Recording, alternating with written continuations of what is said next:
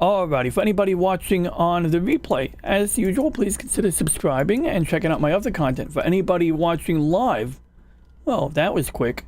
I just started. As usual, I'm just making some adjustments to the stream settings, as you know, we usually do here, because we want to have some graphics. In fact, where is my race car graphic? There it is. All right, good. We got some race car graphics here. We'll get the chat on screen so I can see anybody who says hi or whatever. And so this time around, I didn't even check my settings. So, I mean, my game settings are good, but I'm really here to test out, you know, how the game streams. That is the vital thing right now. So, I mean, I guess we take a look at the settings in you know, Open Broadcast Studio and see what it has to say. So basically, 8,000 kilobits per second, which I believe is the recommended with a constant bit rate. Right now we're using NVIDIA encoder, and we can't change it while I'm actively streaming. So we're not going to change it. And my video is still 1080p. In fact, that's vital because supposedly I should be able to stream at 1080p, possibly at 60 frames a second. I hope, right? Because yesterday I did a test and I did it a little differently. Yesterday I used the other option. I used Restream Studio, and that works pretty good, but Restream Studio is like, you know, it's the web browser option, right? There we go. I'm opening up my streaming statistics. I want to be able to read this as needed.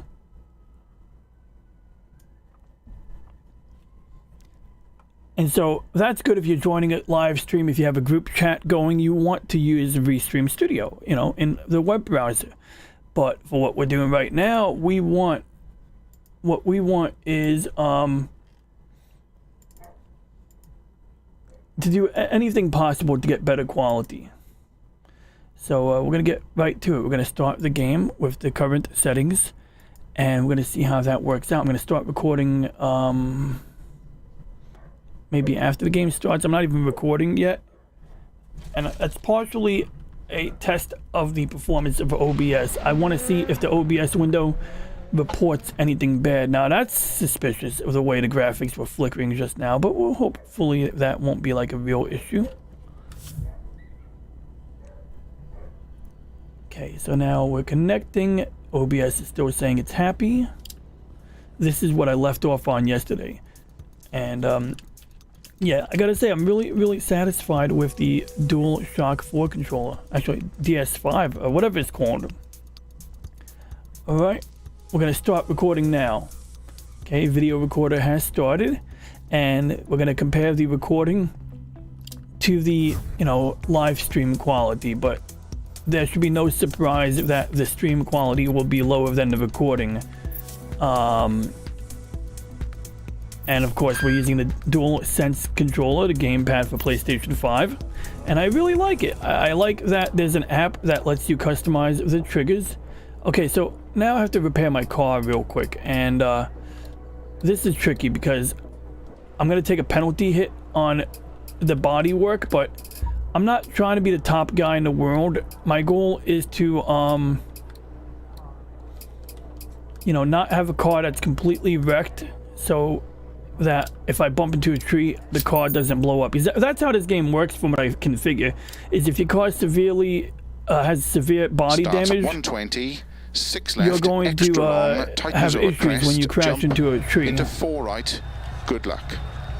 5, 4, 3, 2, 1, go. 120 over long crest. Okay, it's a 4-mile race, or 4 kilometers, depending on what unit of measure we're using. Into 4 right.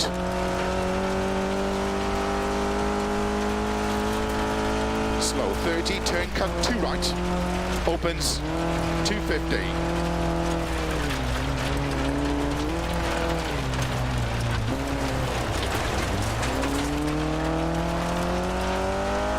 Back middle of a narrow crest. 80.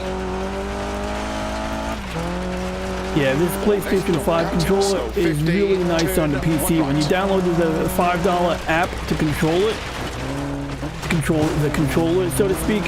Opens 70.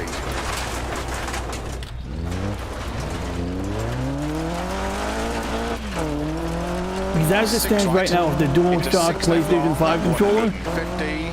I have the trigger button set so that when I press the gas pedal down halfway, I feel resistance. So most of the time I'm able to hold it down halfway at a very precise position. What's up, David Glenn? Ooh, ah, ooh, ah, ooh, ah, ah, ah, ow. Oh, I have to restart my engine. How's your evening going, David Glenn, man? Yeah, so before I recorded this video, I was doing a little cleanup of my video storage. Oh, come on. All right, whatever. It's going to go this way. We're going to go bushwhacking. Into 4 left. But anyway, 60. the thing was, yesterday I streamed this through Restream 60. Studio, and today I'm streaming it directly. right. So I'm very Into curious to 5 see how left the quality tightens. comes out. Into 3 I want right to see if the tightens. quality, you know, is any better doing it from OBS to Restream than it was yesterday using the 30. virtual camera. 5 left long. 'Cause Tightens 2. There seems to be like a weak link doing it through the browser. Notably that Restream says, yeah, I can do 1080p. Turn 3 right tightens. I assumed they meant 1080p at 60 frames a second, but apparently when I go to Restream Studio, they let me do 720p at 60 frames. And I'm like, dude, I want 1080p at 60. I'm an American, damn it. But yeah, no, jokes aside, I'm doing good. I'm pretty good, man. Flat right over crest long. 30. But I just hope I hope I get my money's worth out of Restream this year. And I honestly don't know if getting the better plan was worth it or not 30, turn 1 left. for the ways I use it, unless I start getting like open panels or, you know, streams where you have a large amount of people joining the panel. And frankly, there's ways to do that on the cheap. You don't necessarily need Restream 6 right. or into unseen. StreamYard 3 Premium left to long do that. tightens. Into 5 right long. Tightens Yeah, I bet it. 3. Actually, I'm not surprised if it is blocky a little bit. Now, good news that OBS is reporting 60 frames a second, I think, so that's good. Because last week I was having some weird issues with that. Into 3 right long. 50. Yeah, generally, like, so when it comes to streaming quality, like you said, 4 right it's long over really crest. blocky. 30. Wait, well, you said a little blocky. You said it's a little bit blocky, but you really have to stare at it 5 left. to see it, Extra to long over notice. crest. 50. And so, as much as I like, you know, want to be partially a Keep right over perfectionist, crest, 140. I also have to acknowledge that there needs to be a little bit of a compromise, you know, in the way this all works out. And so generally, my attitude is I don't want really any compromises when it comes to my recordings. But when it comes to a stream, yeah, I have to, you know, make compromise. And generally, the blockiness is the result of the fast action. I mean, you got the pavement or lack thereof, whatever you want to call a dirt road.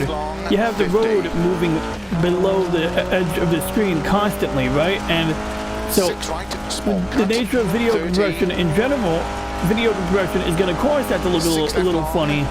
And it's sort of like when I'm sitting in front of my stationary background, the video encoder can generate key frames based on my non-moving background. And so it only has to update the parts of the video frame that move or change. And that's basically why we get blockiness in streaming, because I'm only using 8 megabits per second instead of 32 megabits per second. And so obviously there's way less, you know, bits into that stream of data. Way fewer bits of data into that stream than when I'm recording. And that's why I sometimes maintain recordings that are separate from the stream, so that if I want to make clips, which I rarely do, but if I do, that's going to be the better source. Pulling something from a live stream, especially a gaming live stream where there's fast action, that's going to be, you know, troublesome. What's up, Lemon Pie? Crest, 50. Otherwise, it looks great. Keep left Once over daylight crest, hits the game, 30, what you're unseen, playing one right long. will improve. What are you trying to say? I'm driving like a grandma? Because I am driving like a grandma. I'm actually being really careful. Day or night, I'm playing this game really careful. Now, if you mean the play quality will improve in daylight, yeah, maybe. 80.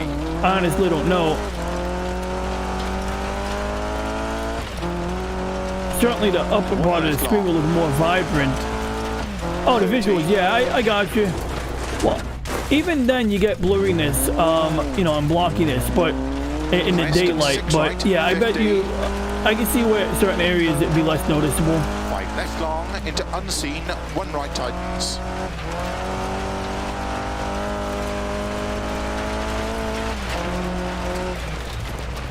Opens long, 50. We got Claudia and Raquel streaming tonight. Oh shit! 30. Here I'm thinking about the future. I should, like Yoda says, think in the present. Turn unseen, 2 right. Opens 100. Think in the present, you must.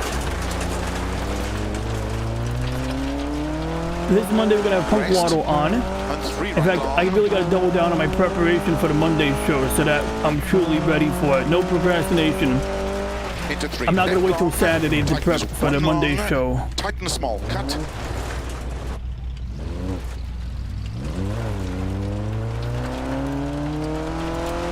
So that's the thing about cable TV. It's true, yeah, when you hit dark scenes, and that's like streaming movies, or if you have bootleg movies or TV shows, whenever it fades to black, like for the ending credits, that's sometimes where you see like weird compression, video compression artifacts, you know, issues that are spurred by the bit rate. Which is one of the reasons why you know, I like physical media. It's like you're not victim of that, and at the same time, I also like the freedom of backing up my physical media. But I also understand it's important not to just share your physical media with random people on the internet, because that's gonna justify those who tell people like us, oh, you don't have a right to own media, you can only rent it, you know, those attitudes. But I'm gonna go now and pop into my own video, see if we can get like a comparison of the quality. And to do that, hopefully I don't have anything sketchy here. Oh yeah, we got something here. All right, this guy here. Nah, we're not gonna talk about that right now. A nice guy. I mean, he seems like a nice guy, but he's like one of those smart idiots, you know? Like, I mean, he's not an idiot per se, but he's like one of these climate change people who thinks that we can solve everything with just renewables and, you know, all of that. And look, I'm fine with that. It's just that I see 10 different ways of going about solving that issue, and we're not on the same page collectively, or as a society. We're not on the same page on how to solve that climate thing. And how do I phrase this? Let me just open up the my own stream real quick. Oh, interesting. Mr. Londo's Groovy Movies will be on with Netta's Network on the 30th at 10 p.m.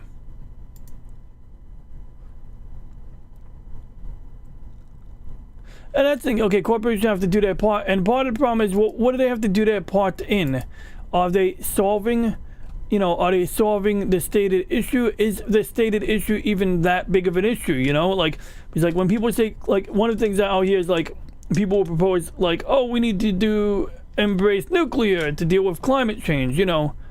And then you'll get these, like, you know, internet science guys, mainstream science communicators, and their answer to the, you know, using nuclear to help cut emissions, as you put it, David, is, oh, well, we can't rely on nuclear because it won't be ready before the point of no return. And they'll tell you how, like, it takes 8 to 20 years to build a nuclear power plant, you know, between getting the permit and all of the stuff that goes into the process.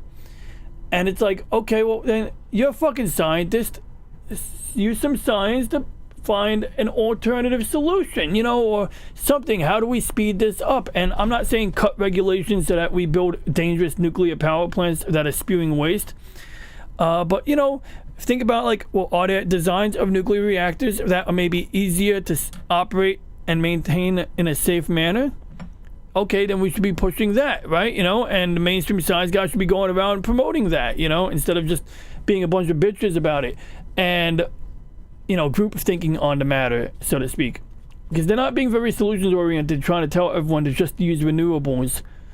Especially when you start pushing electric cars and renewables. It's like, so now you want us to tap the power grid more aggressively, but we also want to cut emissions, you know, from the things that produce electricity. And so we're going to weaken our electrical infrastructure, and we're going to put more strain on it. Exactly. Small modular reactors is exactly what I'm thinking about, David. And I brought that up somewhere, and some loser is like, oh, name one example of one that's actually running. And I'm like, what, we have to follow other people's trends? It doesn't matter if it's running or not. Push it, you know? If you know, like, you know, if you care so much about climate change and saving the world or whatever you want to call it, then you gotta, you know, push that change. Don't just tell me it doesn't exist, because I mean, like, I can say the same thing about renewables. We don't have nearly enough renewables implemented to solve, you know, this stated issue. Whether or not we take it at face value is irrelevant at this point, you know, or at least it's not worth arguing at ad nauseum, I guess. But not to be jumping off topic there, you know. And yeah, so the Navy, I think, has a few. They have some new reactor designs that are pretty interesting. And it just sounds to me like, you know, maybe a naval reactor itself isn't good on land, but there's some innovation there, I think. And mainly, like, my thing is that, okay, well, what's the real issue of nuclear? Let's just say everything works, you don't have a meltdown, everything's good. What is still a remaining issue? And, well, you got to flush the reactor. You got to, like, you know, you got like a buildup of neutrons or some crap in the, you know, in a containment vessel water. You know, with most pressurized water reactors, you're gonna have the fuel rods immersed in water, and there comes a point where, like, you have to replace the water on the inner vessel, and so there's either a situation where you have to treat it like nuclear waste, so basically drain or replace the water, take the old water, put it into storage, or dump it. And apparently they sometimes dump it. You know, you wait, because the real thing, I mean, the rule I think is basically a matter of dilution. So you're allowed to dump waste, or they can get permission to dump like wastewater, as long as they can, you know, ensure a dilution level of a certain cutoff. And so maybe that's why some people get leukemia in certain parts of the world. I honestly don't know. I mean, I get the ocean is huge, but, you know, you can have concentrated currents or whatever of water, you know, that contain more material. I remember after Fukushima, they supposedly raised the safe level. They basically just said, okay, well, instead of 100 parts per million, we'll set it to 500 parts per million, let's say, in the West Coast. And chances are that was still safe, but, you know, they increased that number just so that they could say that it's, you know, the stuff in the water is below safe levels, supposedly. Of course, there were a lot of people making stuff up during the Fukushima disaster. But my point is, my solution to that would be over-engineer it. Maybe you get the government to go halvesies, you know, half government, half private on the nuclear reactor construction, and you build a power facility that is intentionally over-engineered. Because, like, the way I see it at this point, I see a lot of dumb ideas for dealing with climate change, because it's not like we have a unified plan to deal with a unified issue. You know, there's different groups saying different things, like what this is and what it isn't and all this stuff. And bottom line is that with all these disparate solutions, or, you know, separate solutions, you're just going to put a bunch of money in different places that's not going to solve the issue. And I just don't like, you know, it's bad enough that not-for-profits get to, like, you know, say, oh, we're planting some trees in the name of climate change, and they can make money off that and not actually solve the stated issue. So my attitude is, take that $1 trillion that they say we need to spend on climate change and put it towards over-engineering some nuclear power facilities. Like, build a giant concrete bathtub, reinforced concrete bathtub around a nuclear power facility or something. Make it so that every reactor containment vessel has a sarcophagus built over it. You know, so if you actually do have a real meltdown, everything could be contained, like, there. And I mean, this is not something that would normally be economical, but you know, these people seem so concerned about wasting, you know, saving the world and wasting money on shell games like carbon credits, as you put it. My attitude is take the dumb money that you want to put towards your stupid carbon credits, just put it towards over-engineering the nuclear facilities and spending way more than you would otherwise spend to build, to make it safer. And that should be relatively carbon neutral. I mean, you know, it might not be carbon free, but, you know, a lump of uranium is definitely better than a truckload of coal or, you know, barrels of oil or whatever you store gas in. So anyway, I'm going to inspect the quality of my own video. I muted the audio, and let's see, what do we get here? So quality looks okay here. I do see a little blockiness here.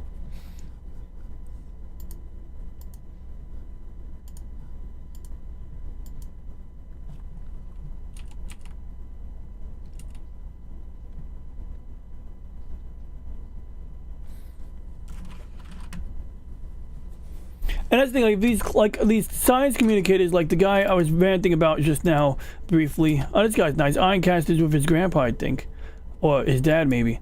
But like this guy here, it's like, unless he's gonna condemn carbon credits. I mean, he did condemn Mr. Beast a little bit. I think it was him or someone else was bitching about how Mr. Beast was like going around pushing, you know, this whole planting trees thing, and how, oh, if you donate money to planting trees, you know, you just get the sense that you're helping climate change, but then you're still gonna live the way you live. And like, I get that. I was never for, or really for, the planting trees thing either. So I guess I gotta give him credit for calling out somebody in the mainstream, but it's pretty weak. You know, it's like, doesn't really hit home or anything like that. It doesn't really help on the whole.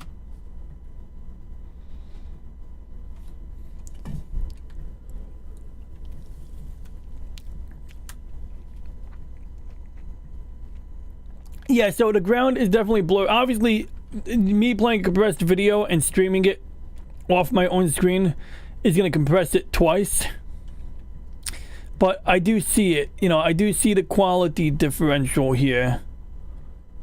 So, you know, I don't think there's much I can do to improve it. I think this is as good as I can get it. Unless there's like a completely different streaming service I should be looking into, which is probably too late now since I took the Black Friday deal from Restream. But you know, I don't think people would expect better quality. Maybe I should try streaming on Twitch. Twitch actually has a lower bitrate for the video quality. Now, of course, another thing that I could do is intentionally stream at 1080p. I mean 720p. There's also another trick people do when they're streaming to YouTube. When people stream to YouTube, what they do is sometimes they bump the bitrate up. I mean, they bump the resolution up by quite a bit. And they bring it up to like 4K or 2160, you know, whatever resolution. Like 2K resolution or 1440p, whatever. And they do that because somehow that gives them like better quality. Basically, like you send a higher resolution stream while it's still a low resolution stream, and YouTube grants you a higher bit rate or some weird thing like that. So it's a little bit of a hack, but apparently that works for people.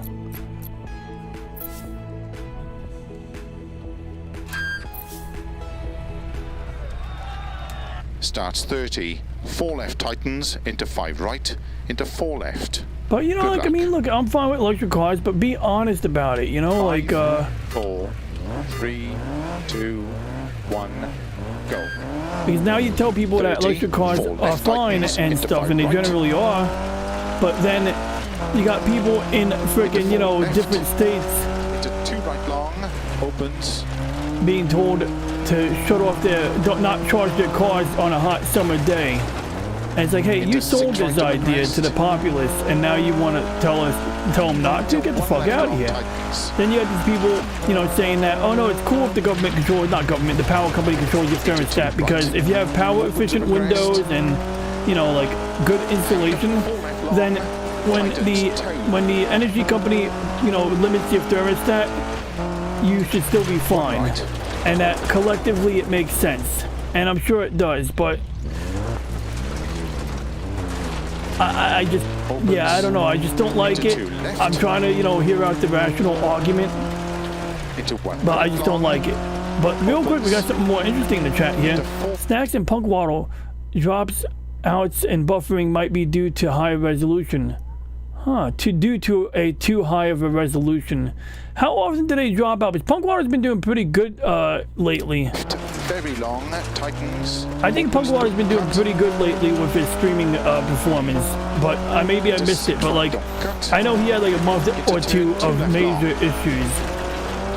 And I know Snack sometimes has issues. I don't know if his internet just goes out, but sometimes he'll, like, in the middle of the stream, he'll just be like, you know, on his phone. Hey, what's up, Pop Culture Mechanic? Into one left, Titans. I was just talking about how great this DualShock 5 PlayStation 5 controller is with the customizable triggers. And then I was ranting about a Simon Clark video about climate change, and basically what he did was he did this video about the future, and it's pretty awful because it's like one of these things where it's like they talk about like the Inflation Reduction Act and how it contributed to mitigating climate change and all this stuff, and like it's like an imaginary future timeline type video. And I think the more likely thing isn't that we triumph over the stated issue of carbon and climate change due to carbon output, anthropogenic climate change. But the more likely scenario is that economies crash, people starve, or something. People become poorer because of the solutions put forth for the stated issue. Left into caution, 5 right long, Titans 1. And like, you know, I try to be open-minded, you know, about the whole climate thing, but it's like when you get some terrible solutions and they're just like, oh, all we need to do is do renewables like windmills and solar, and then we could cut our emissions.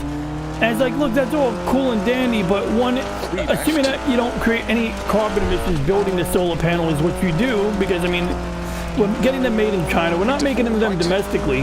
Like, if you told me you built a giant solar panel factory and it has its own nuclear reactor and all of the energy and heating to melt the glass is coming from that nuclear reactor, you know, running a generator, then maybe I'd say, you know what, these solar panels might actually be relatively carbon neutral.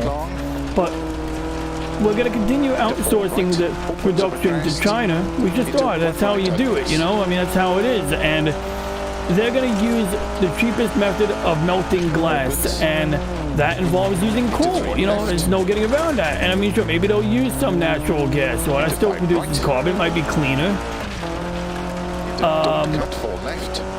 So anyway, the problem is I think the people who push these terrible solutions to climate change, they're the people who made the Georgia Guidestones. Like, not necessarily literally, but the people who educated these people in this line of thinking are probably the people who built or paid for the Georgia Guidestones. I think I have a flat tire. I'm hearing a hissing sound. And it's not the helicopter outside. I don't know. That was weird. My car just made a weird noise in the game. Don't cut 5 left. Oh, that was close. Sodium batteries are hitting the market. Is that true? Okay, because I remember years ago I heard about like years ago, like 2005, they had this thing called a methanol fuel cell. Maybe it was 2008, and it was like a liquid-filled cylinder.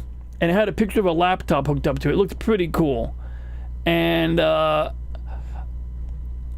yeah, like, that was an interesting concept. Nuclear diamond battery seems to have promise in the form of just being a good battery for, like, anything that doesn't need a lot of power. You know, so, like, a long-lasting, but almost like a trickle of output. But sometimes that's enough for certain applications. Al Gore has no rhythm. Opens. Don't forget what Al Gore said, New York was going to be under 6 feet of water by 2012. And yeah, and they'll make excuses. They'll be like, oh, well, we don't all listen to Al Gore. You go to any crybaby who bitches about climate change or toes the mainstream line, and you mention an Al Gore prediction like that, and suddenly they're divesting themselves of Al Gore. Instead of being like, arguing. There was a time where you'd argue about Al Gore and climate change, and they would defend him like heavily. Now a lot of these folks will, you know, divest. They'll just be like, oh, well, we don't listen to Al Gore. Oh, he's not a scientist. Therefore, it's like, well, that's funny because he sort of started your little movement here, or at least, you know, contributed to popularizing it.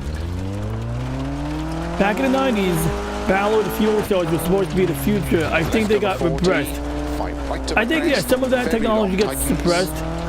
At the same time, I had a coworker who was like, he saw this documentary about electric cars, and he thought the documentary was made in the 80s. It was made in the 90s, but he thought it was made in the 70s or 80s. So he had an even different perception of it. But I confirmed, I said, no, it's definitely made in the 90s.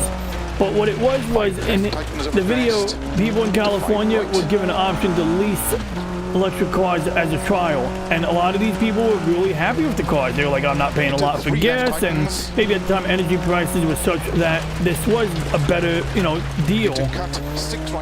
But when it was time to return the car, a lot of these people were perfectly willing to buy the electric cars, and they weren't allowed to buy the electric cars. They had no choice but to return the cars, which in turn got scrapped.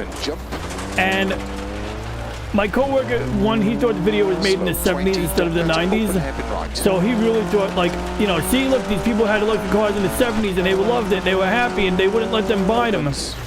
But even if it takes place in the 90s, which it did, and we take the same narrative, I don't think there was some, like, you know, nefarious goal to, like, you know, suppress these excellent electric cars from the 90s.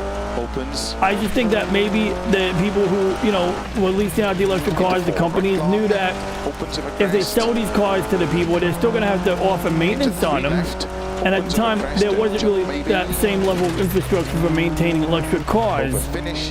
I don't even know what kind of batteries these ran off. They probably ran on lead-acid batteries or some kind of deep cycle or wet cell battery.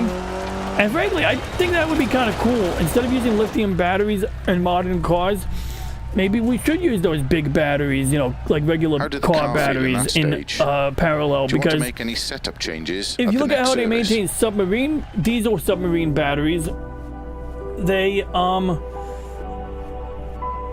basically just have to replace the water. The diesel submarine batteries are very thirsty, so to speak. Like, just running, they lose water. They produce hydrogen as a byproduct, believe it or not. And so, you know, like, essentially they're constantly engaged in electrolytic reactions, electrolysis, and oh good, I made 139 grand in the game. But of course, on one angle, maybe we don't want that much maintenance on EVs. You know, we don't want to add that much maintenance. But, you know, if everyone cares about the environment, set up the infrastructure. There's a jobs program for you.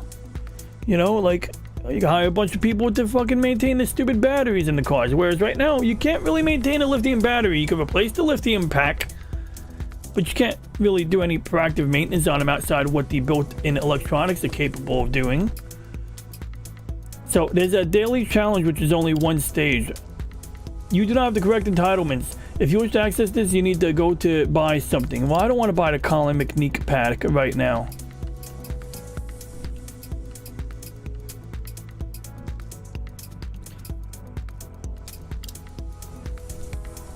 All right.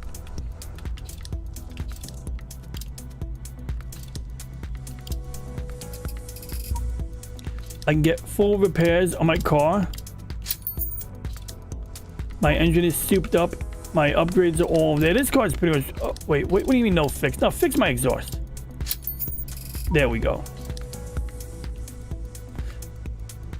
I have a news article I will send you on Discord about 200 miles per gallon carburetor. That's cool.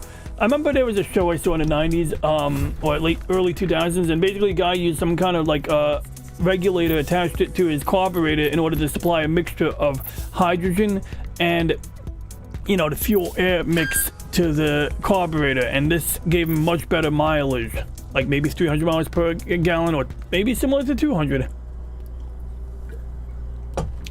And then Bob Lazar, even though I don't trust the guy, the aliens guy, he what do you call it, like, has a Corvette.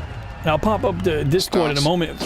But he had a, let's see, I hope this race isn't that long, but he had a Corvette that has like a hydrogen tanks in the trunk, but the hydrogen tanks in his trunk are filled with like a catalytic material, like almost like a sponge, like a foam-like material. 3 left tightens And into so 2 right. if you hit the hydrogen tanks with a hatchet and you punch a hole into them, nothing bad happens. Into 5 right.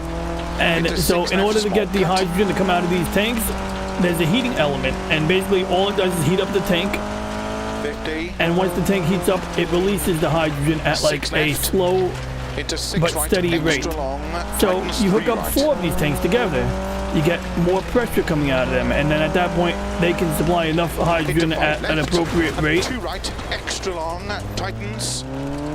Into 5 left long, over crest.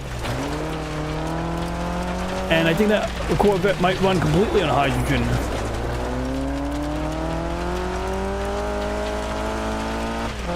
Into 6 right.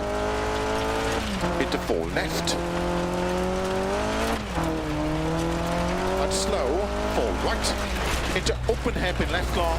I do have to adjust my PlayStation triggers a little bit because the way my gas pedal works, it's kind of And cool, slow, 4 but right. once I Into hit open more than hairpin halfway, left, it doesn't long just tightens. like give me resistance, it just like clicks. 50. So it's like I can't go like a little bit Right, past half small cut. without going like Into 2 100%. left. That's a little tricky, 30. and it's very distracting to regulate that. 4 right long. Luckily, tightens. the limited gas setting I 50. picked is not bad. 5 left, extra long. 60. Let's get this race done so I can. This is a 1-stage event. It's actually kind of not warm, but it's not that cold out. Maybe I should go bike riding tonight. To keep left of a jump. Into 5 right. I have mad studio lighting coming in. Not mad lot, but you know I got some new lights coming in, and I'm gonna move my desk away from the Into 5 wall right of a jump. to help with getting And 6 a left. better setup for the chroma key, so to speak. Into 6 right. I said that when I get up from my desk, it doesn't look like I'm stuck between the wall and the chair anymore. Into 5 right long. I gotta find my one of my zip drives because I figured out I can actually hook my internal zip drive up as an external now. Because I want to retrieve some of my old anime MIDI music. Maybe use it in some content. Don't cut. And 5 right. Oh, and I finished Fang of the Sun Dugrim yesterday. It's a mecha anime. It's all on YouTube. The whole series, Fang of the Sun Dugrim, is all on YouTube. 3 left long. And it was really good. And I gotta see if they have a movie, or I think they do have a manga I can read. I think I should be able to obtain somewhere. 3 right tightens. 50. 4 left long. Opens of a crest. Starting to learn to drift 50. better. Like I'm not great at 3 it, but left tightens. mostly I just slow 30. it down and I try to drive like an old lady. 3 right. Opens 30. 3 right. We're almost done. We're like 3/4 in. And keep left into 6 right. 6 left. 2 right long opens. 30. 6 right. That was sort of into a 5 drift. left. Extra long. Tightness 4. And cut ow. 3 left. Into 2 right. And 2 left long.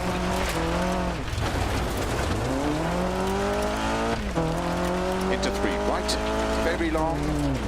Opens. 6 right of a crest. Into 4 left. Small cut.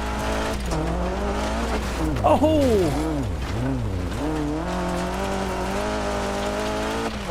50. Keep right of a jump. 70. 50. That was fun. Keep right of a jump. 70. Victor Hammond has a new 6 left, video. Extra long of a crest. Oh, I shouldn't read while driving, should I? 50.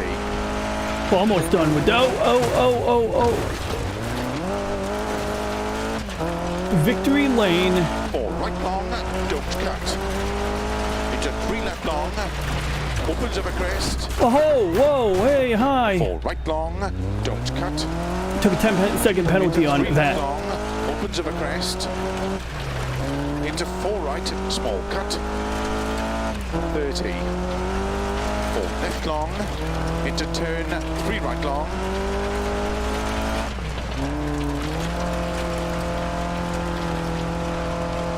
30. 4 right long, into 4 left, tightens 3. Into 4 right, into 3 left long, over finish.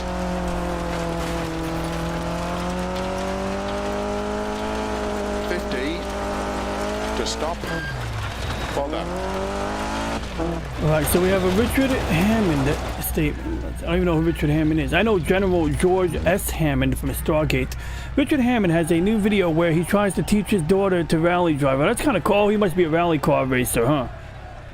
So anyway, let's... Oh, did I get like 25th place on that? I gotta go back to that screen. I just don't tapped out, but we're gonna take a look at that real quick. Then I'm gonna open up the article. Top Gear presenter.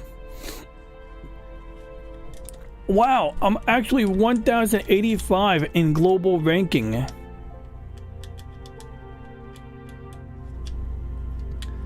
$1,085 in global ranking out of I don't know how many.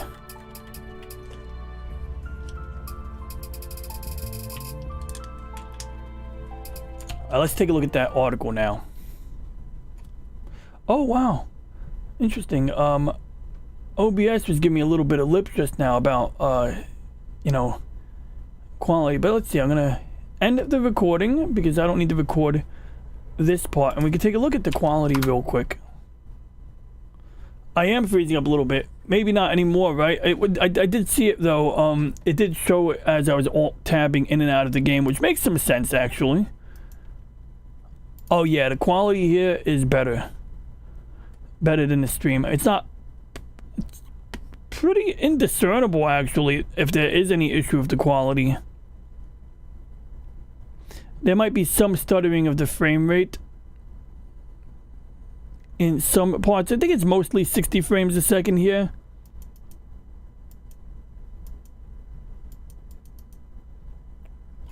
Yeah, interestingly, I think I see more blocking in the bottom here, but it's not really bad. Like, it's not anywhere near what it was like on the live stream footage, you know? So I'd say this recording is an improvement for sure. So yeah, I mean, that's what we can expect. But also note with my NVIDIA encoder, I just did a 38-minute recording at 8.2 gigs. So ultimately I'm gonna have to shrink it down. And so how I'm gonna shrink it down is by putting it through this program here called Hybrid. And, you know, we just say, you know, Dirt Valley.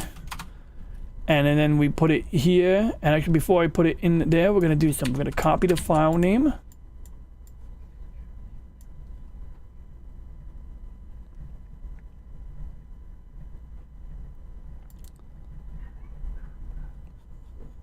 And we just do the same thing we did before. We give it... Now, I shouldn't put it in this folder, but...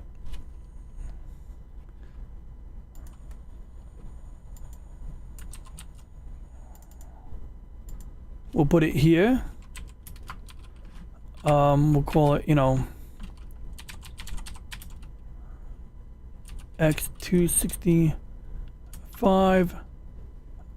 RF18.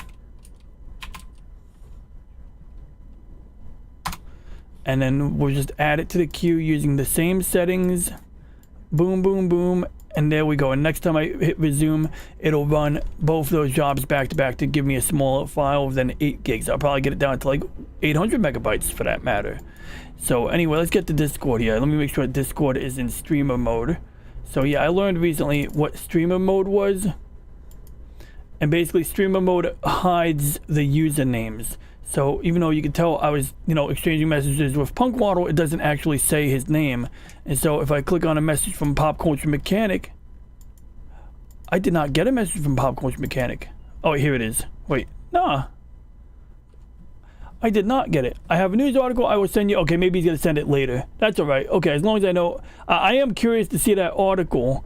But yeah, at your leisure. I assume you send it now, but as long as I'm not doing something wrong. Oh, there it is. Oh, there it is. Okay, a snippet from a book. There it is. All right. Let me open this up. And let me just make sure I open this up properly without opening up any prawn. No, I'm kidding. I don't have prawn on this computer, because if I did, it would just be a disaster. You know, it would just show up on the computer when I'm trying to stream. That would be awful, wouldn't it? No, do not update the app right now. I mean, I should. Actually, I do need to download this, but we'll do that later. In 1983, Niagara's 1,400-foot honeymoon bridge collapses and plunges into the river. Miraculously, no one was killed. In 1936, Winnipeg inventor C.N. Pogue's 200-mile-per-gallon carburetor models are stolen from his workshop.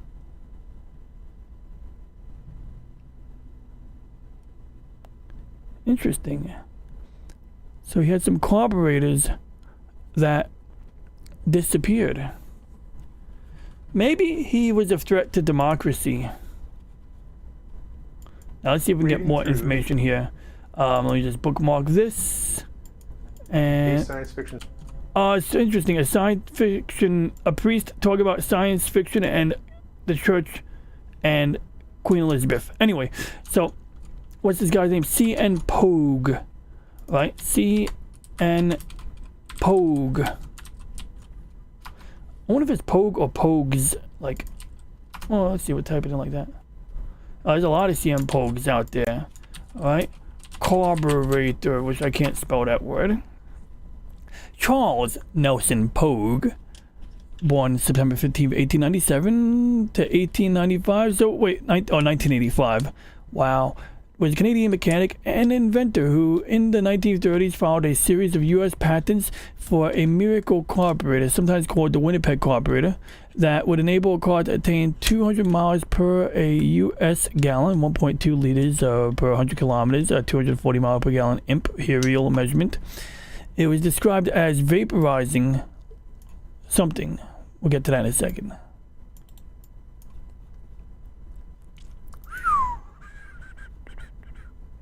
All right, that must be from the patent.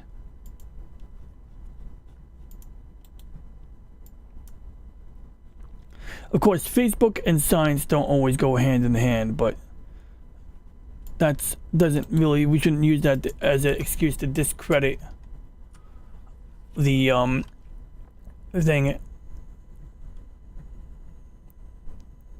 Why would they steal carbs? Seems pretty specific. Yeah, it's a good point. Especially, it's not like anybody was found in the wild stealing his invention, you know? I mean, we're not using these carburetors to get more efficiency now. And actually, I'd say that level of efficiency in the 30s is more, you know, amazing. I mean, everything was heavier back then, more, you know, just, they didn't have as much in the way of efficiency in gas, I would think. Although they built things to last longer too, I guess. So I'm just looking this over right now, seeing if anything jumps out at me. And I see this interesting drive shaft to the motor pump up here. That's kind of interesting to me for some reason. A pressure regulating valve in the bypass line, heat supply entrance. So it's somehow utilizing the heat maybe to help with the, you know, atomization or something. There's our air intake. Some exotic, this is a very exotic looking thing. I mean, I'm not really, I don't know jack about cars, that much about cars, but it looks like there's a heating chamber here. This looks like almost like, this might be a heating element or just a way to circulate heat and air. Spiral passages of secondary heat chamber. Primary heat chamber is on our right.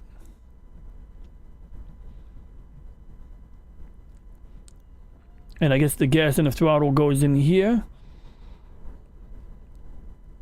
It seems to me that this is heating up the gas.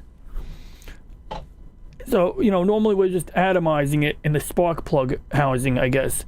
And that fine mist mixed with vapor ignites. But I guess, you know, we got to remember that it's not the gasoline that burns. Like, I mean, not that you should just try to light liquid gas on fire and expect it not to go up. But it's the vapors coming off of that are igniting. And I mean, if you ignite the vapors and it causes the gas to get warm and evaporates more rapidly, then you get a bigger boom and whatnot. But obviously, when we do a controlled internal combustion, we want to, you know, be pretty, you know, like, you know, we measure it out, we get the atomization, but instead of atomizing it and igniting it, it would be interesting if you had something like this that would like sort of maybe it heats up the atomized gas as it's going in, and maybe that heated up gas gets completely evaporated more evenly. I can imagine this being more efficient here, taking a guess here. And I mean, there's some examples, like people talk about the water powered cars, and those I find more believable on its own than I find about the water powered cars. And it's not that I have a problem with a water powered car.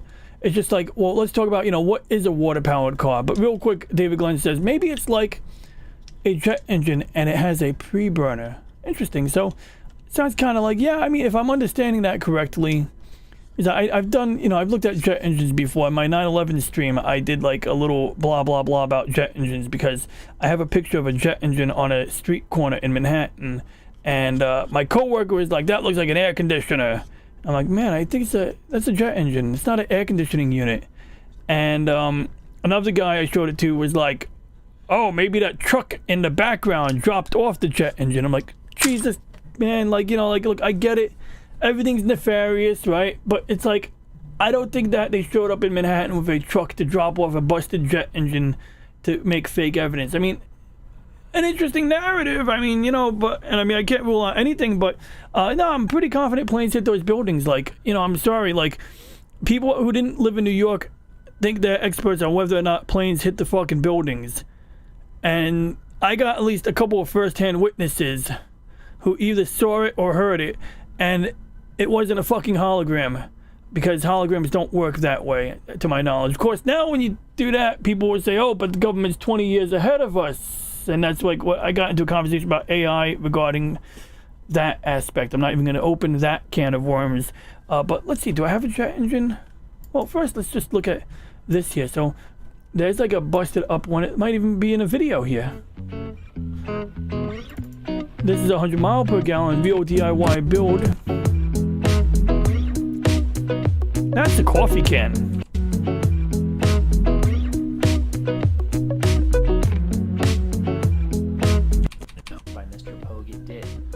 The way a Pogue carburetor works is the original one, the intake gases or the fuel would come in this line right here, whatever, after a Venturi nozzle released into the air. So gas, air, fuel mixture come in here, right here.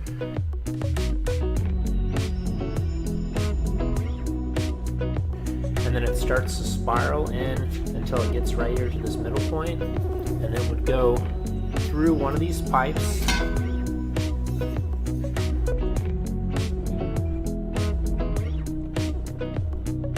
down into there, and then back into another canister where it comes out until it finally exits and goes into the engine. Now these two canisters, part of the reason for them being there is not only to mix the air-fuel mixture together so that it's like a 90-to-1 or 100-to-1 gas-air fuel mixture,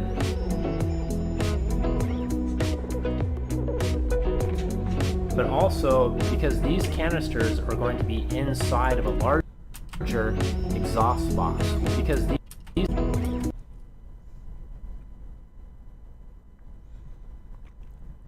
Okay, we got air going in, we got fuel being taken up, and then we got an air fuel mixture coming out on the right side, and there's like a valve that's like your throttle. Be inside of a larger exhaust box, which would be that right there. So you've got exhaust gases going in through that way and then exiting that way. So it sounds like it is doing some kind of preheating or reheating using the exhaust. These are inside of the hot exhaust gases. The hot exhaust gases are heating up the air fuel mixture and basically breaking the gas molecules into smaller and smaller molecules, or chunks, vaporizing the gas more and more, so that it's not little droplets of gas. It's more like individual molecules of hydrogen. I kind of guessed correctly. This guy's just saying that it's not just little droplets of gas, it's, you know, vaporizing it further so that now you have like molecules of gas, and maybe that helps because it's got more surface area. But either way, it does sound inherently more efficient in that manner. Carbon gas.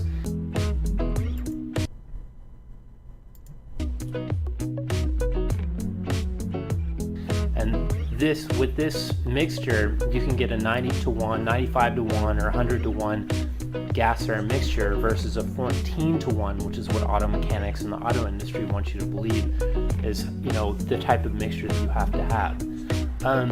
These two canisters with the spiraled sheet metal that you have to have, and the auto industry wants you to believe, mixture versus you can get a 90-to-1, 95-to-1, or 100-to-1 gas air mixture versus a 14-to-1, which is what auto mechanics and the auto industry wants you to believe is, you know, the type of mixture that you have to have.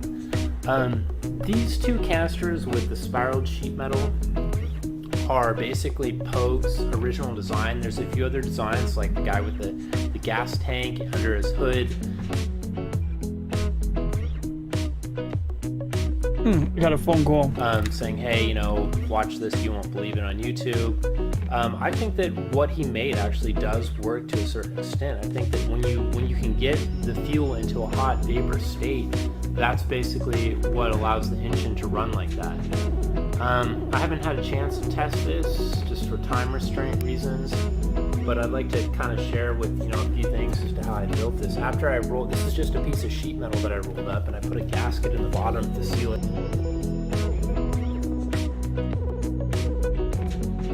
But I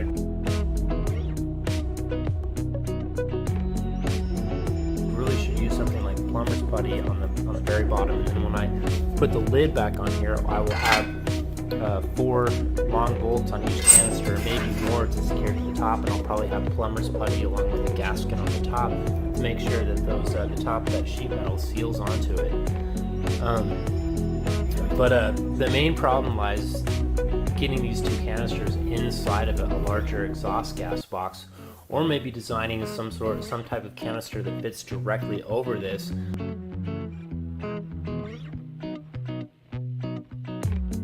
So that so I can just kind of drop this in. But of course I've got, you know, this large manifold coming into this canister, so it's kind of difficult to design something that would all right, what did I miss? Give me a blow-by-blow breakdown. You really have to have a pretty. I'm kidding. So anyway, let's see if the guy does anything with this. It's not doing anything. Like, I was hoping he would run it. And I go ahead. All right, Al, you ready to do some? Last thing we have here is the water bottle. Oh, that must be that other method. All right, so first part of this video where we compared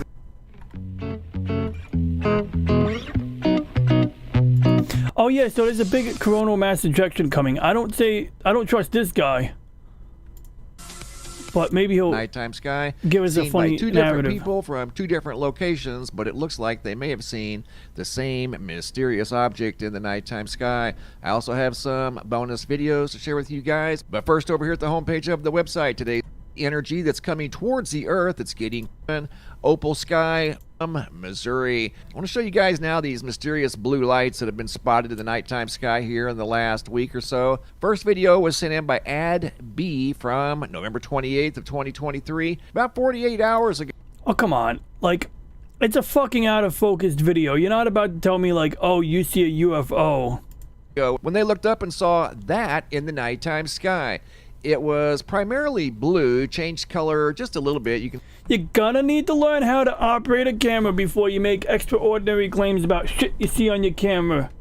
Just saying. I'm sorry, but I get, like, lose patience. See red every once in a while and purple, but it was kind of spinning in place. Looked to be pretty good size, whatever it may have been, because this thing was a decent ways away from their location, and they managed to spot this in the nighttime sky and grab this excellent video of some sort of a mysterious object in the nighttime sky that doesn't appear to be a helicopter, an airplane, a Chinese lantern. And here's another example of a mysterious blue light in the obviously at nighttime over here on the left hand, and you can see it looks very similar, if not identical. This one, the 8th object, nighttime sky lights. Wait, once a very strong storm that could push your unfolds like they're anticipating. They're calling this a cannibal CME as it's moving towards the Earth, and the cannibal is the larger, faster moving third one, that one right there, as it's going to scoop up that one.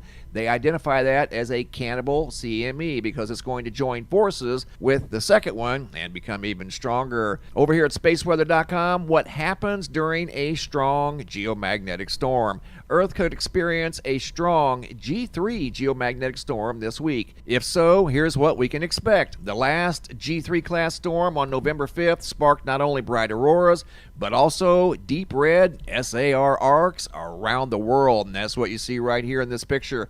You could see this in the nighttime sky when this storm arrives here in less than 48 hours. And Greg Redfern photographed this example of the deep red SAR from I don't think you'd be able to Virginia. see That's it, where that was especially spotted in an area the like where United I States. live. He said, I didn't Maybe realize you I get it on a photographed an camera. SAR arc until I processed my images the next day, stitching two of them Exactly. He had to do image processing to get that to show up or to see it better. together to reveal its shape. SAR arcs are like auroras, but they're not. They are the glow of heat energy leaking into the upper atmosphere from Earth's ring current system, a donut-shaped circuit carrying millions of amps around our planet. During the November 5th geomagnetic storm, these red arcs were observed as far south as Texas and California. Auroras were observed as well, and they were insane, says Jane Nagelson, who watched the display But yeah, from so the Washington Norway. Post, And that you is say, an David, incredible view of reported northern on lights during that CME, November a 5th CME storm. on the And she goes on CME to headed say, I our have way. never seen such strong Yeah, you know, auroras. so I mean, it's a Not real to thing mention for the sure. website, you can always find I think link sometimes down. people would like to, you know, exaggerate the doom side of it. Although, don't get me wrong, a solar storm can bring down our power Hey, folks, grid. we are.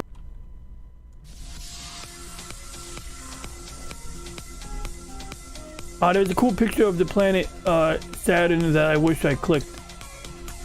Hey, what's up, guys? Hope Hey folks, we are going to be going over two pretty important recent studies that we covered in the morning show, but in a little bit more depth here. So let's get right into it. First, a story about heart rate variability. And so the first question is, what is heart rate variability? Even I have to go to outside That the is city the limits, and I live in a town of fractions of a 3,500 second near a difference designated dock area. in the time between heartbeats. So let's say your heartbeats are about 1 second apart, but it's actually 0.99 seconds between beat 1 and beat 2, and then between beat 2 and beat 3 it's 1.001 seconds, something like that. It's a tiny minuscule amount. Why electric cars failed 100 years ago? That's blown a up video. all the way to an arrhythmia, although an extreme on how much time it takes for your heart to beat again. Now, this is not just about your cardiac system. It's also about your nervous system. And so these are two things that work together. So when your fight or flight response kicks in, how well your body's dealing with stress, and in turn, how well your heart deals with the amplification or decrease in heart rate because of them. Now, we have that baseline. Hopefully we recall that even though there are hundreds of studies on the sun's impact on our psychology, on cancer, autoimmune disorders, there is no aspect of the physiological condition that is more well studied than the impact of the sun on the heart. Major geomagnetic storms, major solar flares, CME impacts, enhancements in the solar wind, solar proton events, all of these have been studied. Conclusion that amplified solar and geomagnetic activity do have a negative effect on the heart. Now, this is not a massive impact, it's more like a nudge. But for those who are existing cardiac patients, high-risk cardiac patients, this matters. Everything matters for those of you who fall into that category. I'm not sure if arrhythmia is going to that save you. It can be Or very if nuanced. you get to blame it on the sun. But it sounds to me like, if I'm understanding this correctly, and whether these conclusions are accurate or not, you know, I'm not the guy to ask, that the, that essentially, like, if you already have a heart condition, this might push you into a worse area, maybe. Although I'd imagine if you're relatively eating right and not trying to get a Minutia, heart attack on tiny purpose. nudges here or there can be the difference between life and death. And so, But if someone is how do really you fucked up, improve maybe your would heart be rate troubled by it. variability, which would mean getting it to be able to fluctuate a little bit more, not too much, but a little bit more. Well, this is very simple. Improving your physical health and improving your mental health as well. So that would be better diet, exercise, and including things like meditation, healing traumas, other things like that. And so one of the things when we mentioned this in the morning show was that, hey, look, Yes, a strong you want CME some could exercise, affect something pacemakers, that gets actually, the heart right? going, I think I could get and is behind good that. for your physical and mental health. Have more sex. And of course we said that, and we could have picked any number of things, although that one is accurate, but we picked that one because the other big study we had that morning was about erectile dysfunction and cosmic rays. Yes, we have hundreds of studies on the impact of cosmic rays on everything from your psychology to autoimmune disorders to cancer, stuff with your heart as well. But nearly every process in your body, Polish that a whether little that's bit. vascular health, whether that's ion channel mediated cellular processes, things like that, they are all impacted and able to be impacted by cosmic rays. And so they finally did this study and they found that yes, I'm just excess basically cosmic trying rays to even out the polishing a can little affect bit. erectile dysfunction. Two things I want to mention with this. One, this is something, guys, we got to pay attention to because, of course, with Earth's weakening magnetic field in the ongoing geomagnetic excursion and magnetic pole shift, one of the key features is the weakening of Earth's magnetic field, which blocks out those cosmic rays. And so we are at an excess rate of cosmic rays, and that is only going to continue to rise as the geomagnetic excursion continues. So, what do you do about this? So, Well, arrhythmia if is going you to save are my life somehow, ultra maybe. virulent, you are a 19-year-old And guy, yet, you're very active, could a strong testosterone's CME through the roof. be It's affecting not like you're pacemakers? all of a Yes. sudden It was in the going to be movie The struggling. Core. But that doesn't apply But to jokes everybody, aside, that does was it? a fun That doesn't premise where the guy describe just drops everybody, dead in the does it? middle There of a are things you meeting, can do and it turns out there's to like guard some against this. geomagnetic effect First, that you can causes boost multiple your pacemakers to testosterone. malfunction Now, at once. I'm not going to go too much into this. There's a million ways to do it. I am not as big of a proponent or in favor of popping some kind of a pill, but with diet and exercise, you definitely can. And included within that is more sex. Now, that is very specific because, guys, you know I am also a huge proponent of quitting porn. The best version of you doesn't do that. But here's why that's not included in the testosterone boosting scenario. When you have sex, there is the interaction of the body fields. There is the actual chemical interactions as well, both chemical and energetic. And there's also the both conscious and subconscious processes that are ongoing with that. And it has been shown in many studies that having sex boosts testosterone. Watching porn and doing what you do when you watch porn makes it go down. This is a key thing. Just build a Faraday so, cage to live in if he's that worried. He is I thought working these on a kind of car went well together that in a is really supposedly good way. like a Faraday cage. Hopefully, this is a bit more informative or baseline Been working on it for informative years, if you missed that though. I morning think he's show. been working on it for years. The other thing to mention is that in terms of not just I think it's like a reacting Chevy to the Suburban cosmic rays, but modified blocking to have them a built-in out. Faraday cage. This is why we made that video on the body energy fields and how to strengthen your own body's energy field. We all, It sounds a I little think everybody hippy-dippy to watching this me. video knows that the Earth has a magnetic field that protects the whole planet. This guy's not your the body worst. has He a is a magnetic lawyer and turned into a energetic and guy who's electric interested in the field sun. that protects your He body. says his and you are textbook able gets to used boost by it. If some you missed that universities, video, but it is sometimes in the like link a list professor below. will accidentally Hope you use a enjoy it, textbook and that he whenever you wouldn't are have watching used if this, he I knew will who see made you in it. the morning. I don't Be think this safe, guy's the everyone. worst I've seen on the internet, but like if we go into the comments, you'll get stuff like, people will be like, let's see what we get here.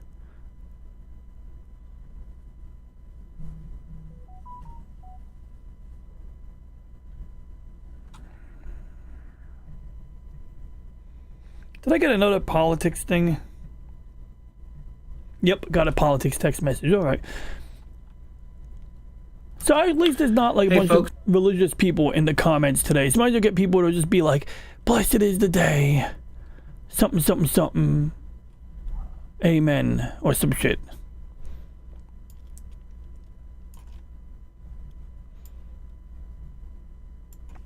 Migraines and seizures are up the past 3 days in my control group. We've paid attention for many years. What is that?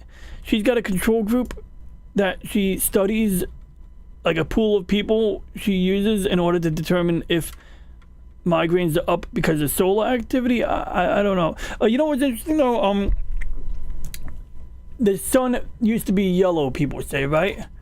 And this is where this guy loses point. The guy we just watched loses points. It sounds really hippy dippy new age to me. All right, so I'm not alone in that. Okay, fair enough. Yeah, you know, maybe I'm a little more tolerant of the guy's work than you, right? But even I, like, this is where he loses points. Who remembers the yellow sun? Let's see where this The fucking memory goes. of the yellow sun fades by the day, kept alive more in story and common description than in our visual observations. Most people would tell you the sun actually looks white when it reaches any significant measure above the horizon. Because it does. The visible appearance of the sun is a function of two things. I think it does. The emission of the sun and the lenses through which we view it. Those lenses include things like our eyes, the atmosphere, the ionic layers at the top of the sky.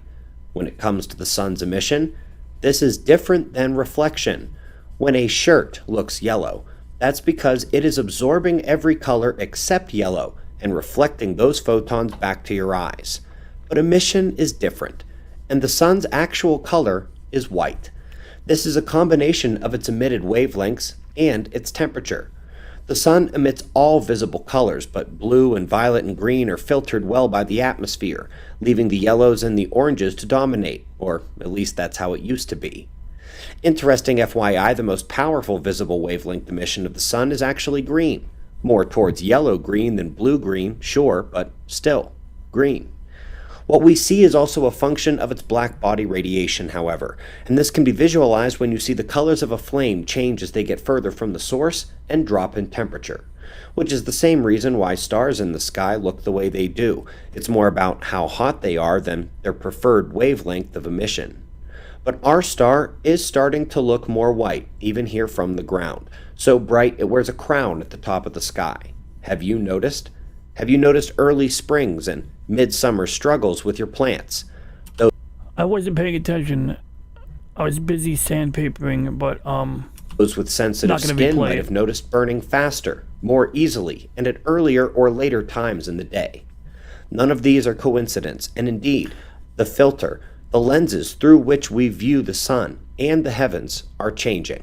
I mean, like, so regarding people being more prone to sunburn, that part seems interesting. I don't spend enough time in the sun. I should spend more time in the sun to really make any conclusion on that, or even a hypothesis. Obviously, I'm more likely to get sunburned when I'm like, I think when the less I tan, just because of the darker or lighter skin. I'm not like sure if that makes a difference having darker skin, but you know, once like I think like there is something to be said. Like if you have some dead skin cells on your outer layer of skin, that could provide some protection from sunburn that you otherwise wouldn't get, right? You know? Well, I don't know for sure, just speculating there. But let's keep rolling with this. I'm gonna need some wavelength measurements on what, on that wider sun theory. Yes, thank you. Psst, boom.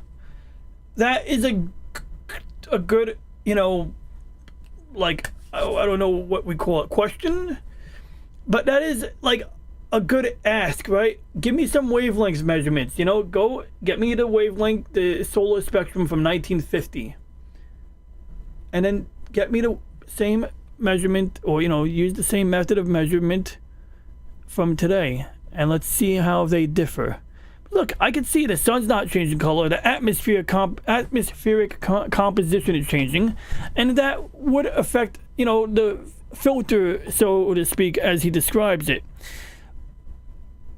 But then, you know, you talk about the white sun or the yellow sun, and you get these kooky ladies, right?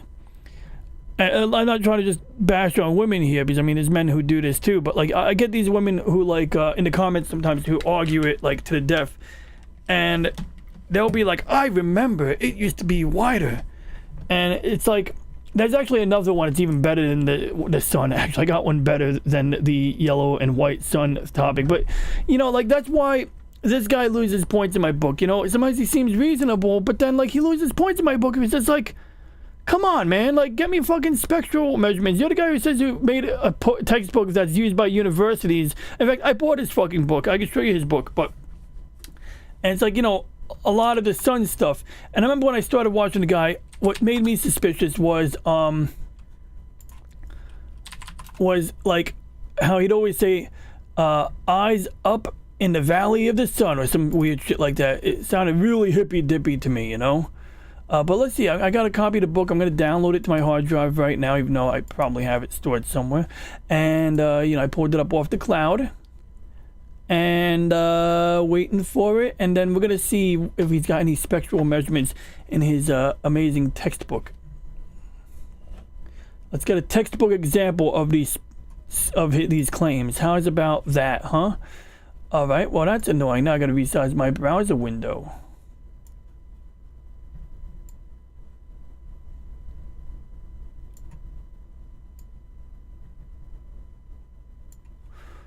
Weatherman's Guide to the Sun, 3rd edition, Ben Davidson, 2020 something.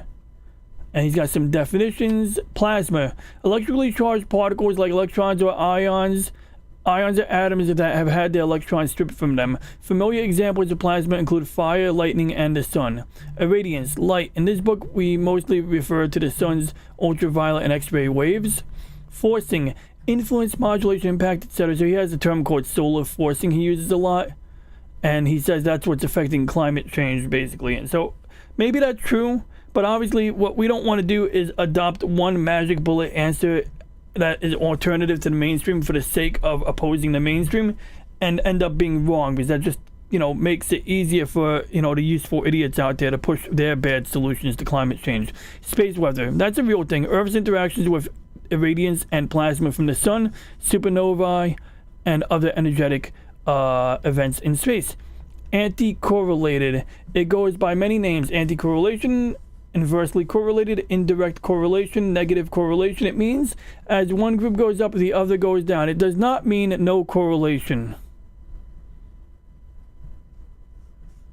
Okay, it's like an inverse correlation, yeah. Sunshine and brightness are directly correlated to sunshine, and darkness are anti-correlated. Strawberry size and Pluto's orbit have no correlation.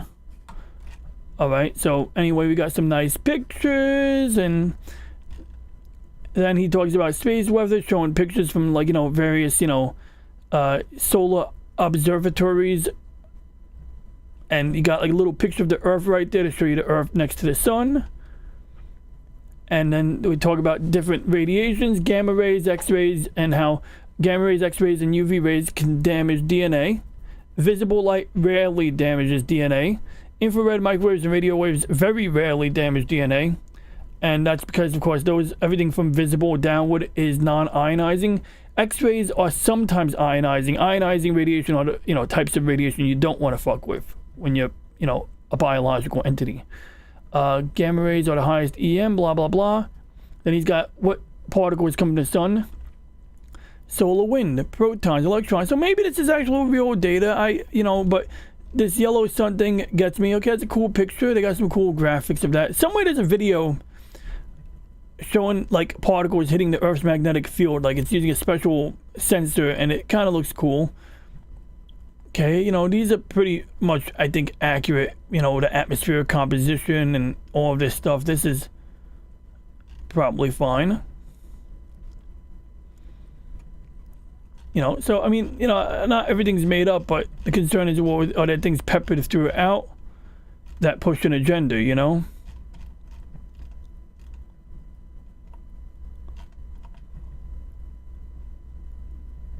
You got calcium filter data. I wonder if we do have a, you know, something like the references to the color of the sun.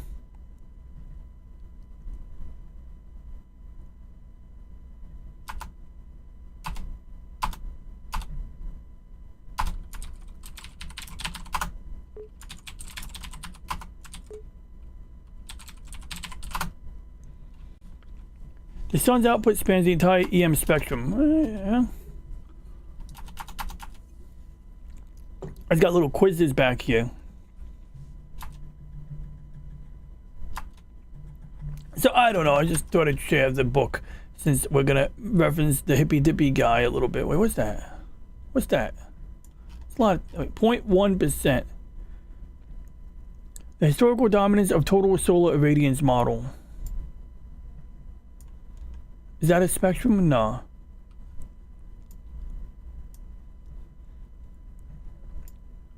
So they're talking about this thing called a grand solar minimum. You have something called a Maunder minimum over here between 1650 and like 1720-ish. And, you know, these are periods of reduced solar activity. And so sometimes you could correlate these minimums if you go back deep enough in history with periods of time when, you know, major empires were going through upheaval, such as the Sumerians and stuff like that. And that's kind of an interesting topic on its own. Now, I had one friend, he goes, oh, well, maybe it'll balance out the climate change. You know, like a weaker solar activity will balance the, you know, whatever climate change is doing, the, you know, the man-made climate change. Or nothing. Or maybe we try to reduce the temperature and then the sun is already going to do that for us. And then we really reduce the temperature by too much. See, that's why I hate when I hear about these, like, solutions to climate change. Like, oh, well, you know, we'll block the sun a little bit. And it's like, now you want to play God. Which I'm not saying it's above humanity to, you know, engage in geoengineering, but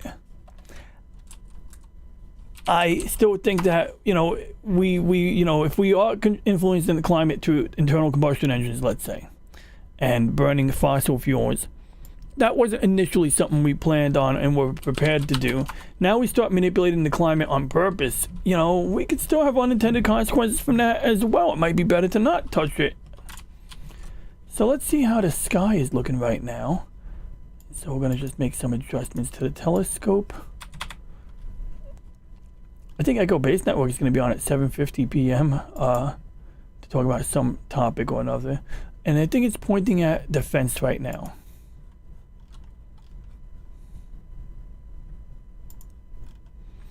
Snowpiercer. That was a fun movie. Exactly!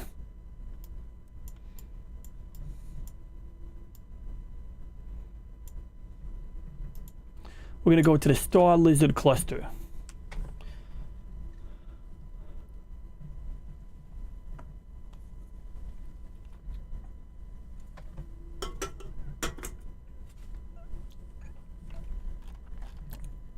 I don't think it's aiming. Let me try that again.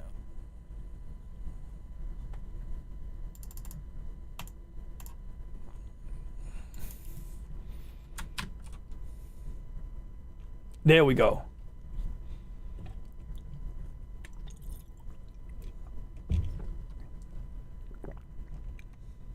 It's probably going to be cloudy outside.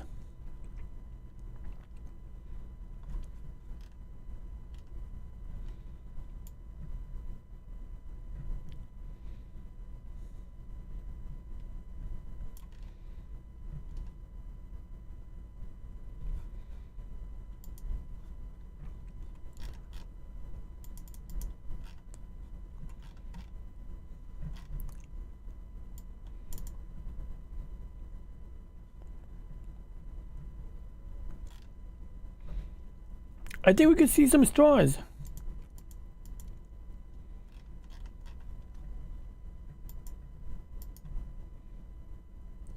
Yeah, we can see some stars, but we can also see some clouds. So what I'll probably do is cover the telescope and capture some dark frames. Because yesterday, I did capture some dark frames with my 5-minute exposures, and it seemed to cause a problem. Something went wrong, I think, and so now when I look at my 5-minute dark frames, they have some like anomalies in them that I'm not sure what the source of them are. But at this point, I'm going to take those files I recorded yesterday and sequester them.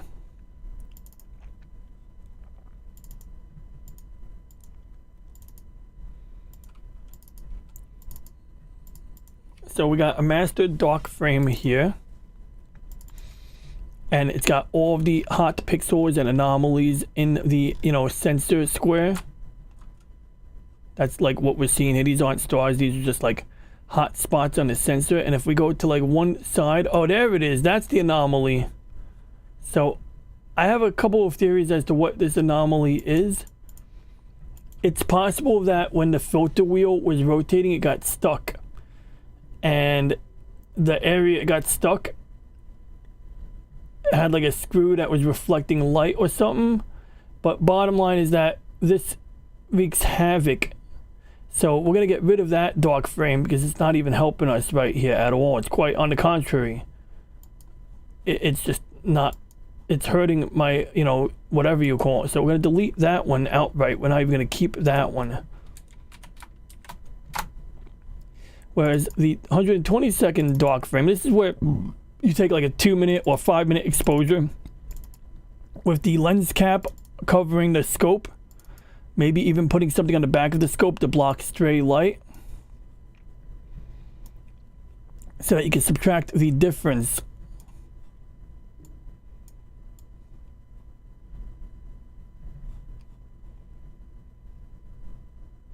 Oh yeah, that would have been, it would have been somewhere over here, I think, if it was there. But we don't see any amp glow. We don't see any outburst. We don't see any, you know, issue here. So by all appearances, it looks like this particular frame doesn't have that issue. Oh, there's the, okay, that's our amp glow, but we don't have the blotch next to the amp glow anymore. So yeah, this frame here is generated so that when I do pre-processing on the image, it subtracts this bright spot automatically. Essentially, like, adjusts the image to take all these hot pixels out and to darken the gradient that you see here in order to make it a more even frame. So my 2-minute exposure looks fine, although that's actually a composite of exposures. So I have to go back here somewhere and find the picture I took like last night or the night before. So it's probably one of these here, and it's gonna be the 5-minute version. So I gotta check the time. So at the time I was on a sulfur filter, 300-second exposure, and if we open up any group of these, we should be able to find the offending image. I can't zoom out. Oh, there it is. All right, good. So little lag there, that's all.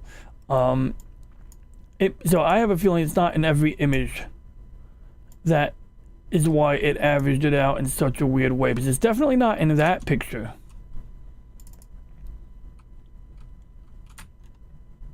There it is.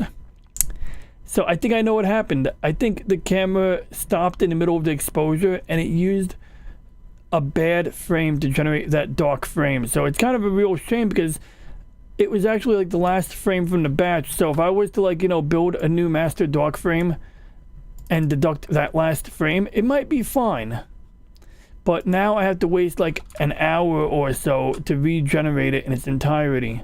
At least I think I do. Maybe I don't. Let's see. Can we use an existing frame? I don't think I can. I can use this in my own image processing when I'm manually processing the image data. But I can't use this like in real time, I don't think, unless I find a way to, you know, generate like this program here.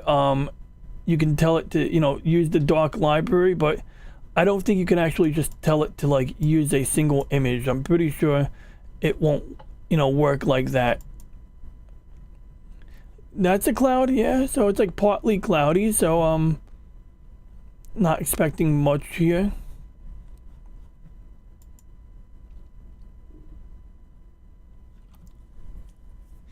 So we'll leave that one alone for now. We're gonna pop out of this app. I think I'm gonna do a little more racing before I end this stream. You know, we did a little science today. We looked at that interesting carburetor that had a cool name. I forgot, the Winnipeg carburetor. That was interesting.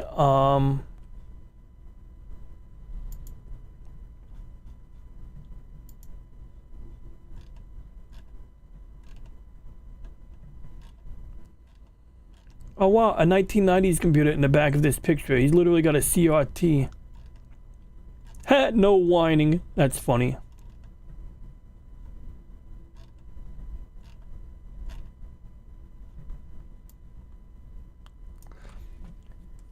So yeah, it vaporized the exhaust gas using it vaporized the gasoline using exhaust gas.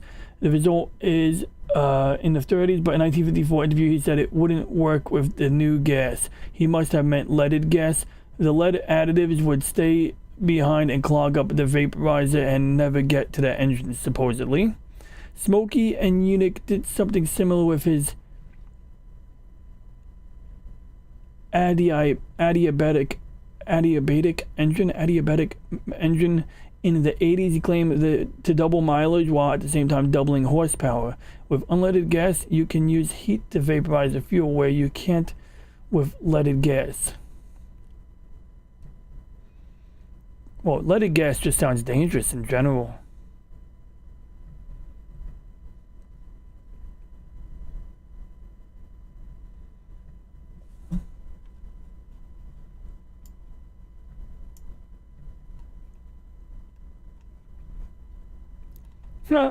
Somebody won an award apparently from the Shell Oil Company for a car that could do 276 miles per gallon.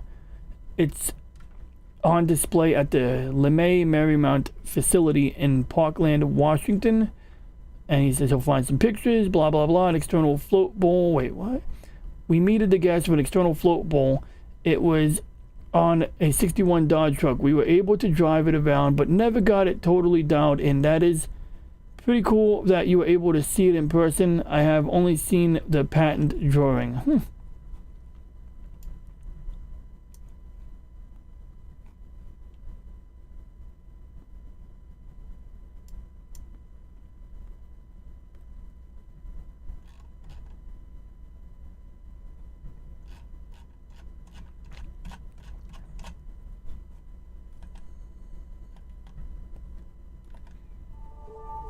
Have you ever wondered what would happen if the sun suddenly erupted?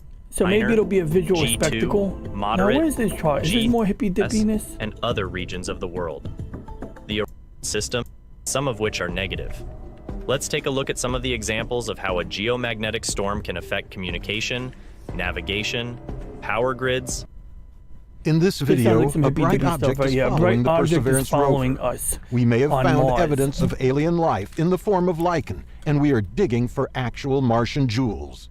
Meanwhile, Ingenuity performs an emergency landing and loses contact with NASA. The rover currently sits on the edge of the Belva crater and investigates sediments from ancient streams. Some of these sediments have proven to crumble very easily. The long-term plan for Perseverance is to explore Neretva Valley, which looks like an ancient riverbed. Water spilled out into the delta what was from the this lens river, flaring on the filling right-hand much side of of the the exposure? Jezero crater. A moon, a street light. That that is called amp glow. So basically, like, that particular image sensor on that camera has a part that generates that glow during long exposures. It's like a known thing, quirk to that particular sensor. And for the rover, what they do is there's different ways of subtracting it. There's a built-in feature that helps to deal with that or the suppress team it. names the sample But tube generating a Otis dark P. exposure is generally the definitive way to deal with that, and that's why I took those dark frames. But unfortunately, one out of like the 12 dark frames had like a fucking blotch in it that probably coincided with the filter wheel jamming up on me until I cleared the jam yesterday. And so that's what that is and how we deal with it. Rocks are essential because they are known as conglomerates. Suppose we get these samples back to Earth. In that case, they can indicate when Mars lost its magnetic field, which is of utmost. This rock is likely another example of cavernous weathering. Perseverance begins to drive away from the Emerald Lake site onward to Snowdrift Peak. There is a hope among NASA team members that the rover can get back in touch with Ingenuity, which has been out of range for quite some time. On Sol 836, Perseverance comes across another example of cavernous weathering. This rock has been carved out exceptionally well. The rover reaches Snowdrift Peak after a short drive and takes a look around. In the distance, we can see the beauty of the sloping hills of the Jezero crater wall. There are many exciting rocks in this location, possibly yet more examples of cavernous weathering. Once we head further upriver, we may encounter a cave big enough for the rover to poke its camera in. I got an idea. Let's see if we can get that spectrographic data. Yellow white sun spectrum.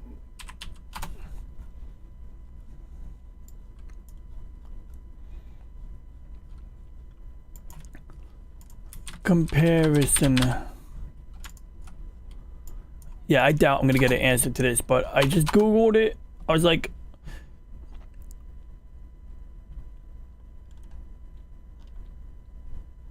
because I want to see, like, you know, like an actual comparison, like what, you know, what the spectrum recording indicated back in the past versus now. And of course, you're gonna get people like saying it's a fucking Mandela effect. It's like, chill out, bros.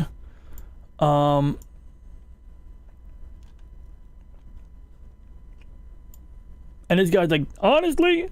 Oh, okay, well, you're honestly misinformed, Alyssa. It's a woman. Not that I should be sexist. Yeah, that's a little sexist of me to emphasize that. Honestly, the sun was definitely a yellow star in the past. I can vividly remember my 7-year-old self completing a science project on the solar system and reading that the sun was classified as a yellow star. I was surprised because yellow stars have medium lifespans, and at that point I thought the sun would live forever. In addition, I thought the white, yellow, and blue were simply ways to classify stars' lifespan, and that they had nothing to do with actual color of the star. But when I found out the sun was a yellow star, I learned I had been wrong the entire time. The sun was yellow. And then guy goes, hi, physicist here. The sun is a yellow star because its peak wavelength is in the emitted spectrum is yellow. Stars don't emit a single wavelength. They emit an entire spectrum. So you won't see a single yellow. You'll see light ranging from blue to red, which your brain interprets as white. The idea that the sun used to be yellow, quote unquote, probably comes from the fact that it is yellow whenever it is safe to look at. I.e., if you're staring at the sun at high noon and you tell me that the sun is a different color than you remember it, I'm gonna have to question the condition of your eyesight. That's just me, at least. Getting back here. This is due to refraction of light through the Earth's atmosphere when it's low in the sky at dawn and dusk. American media also shows it yellow. Ask any kindergartner to draw the sun, and they will reach for a yellow crayon. Ask for the same from a Japanese child, and they'll color it red. It's a cultural thing. That is true. The Japanese do have a red sun. And then someone goes, but they didn't say it with a apostrophe E. That's funny. You're crazy. That makes no logical sense outside your belief system.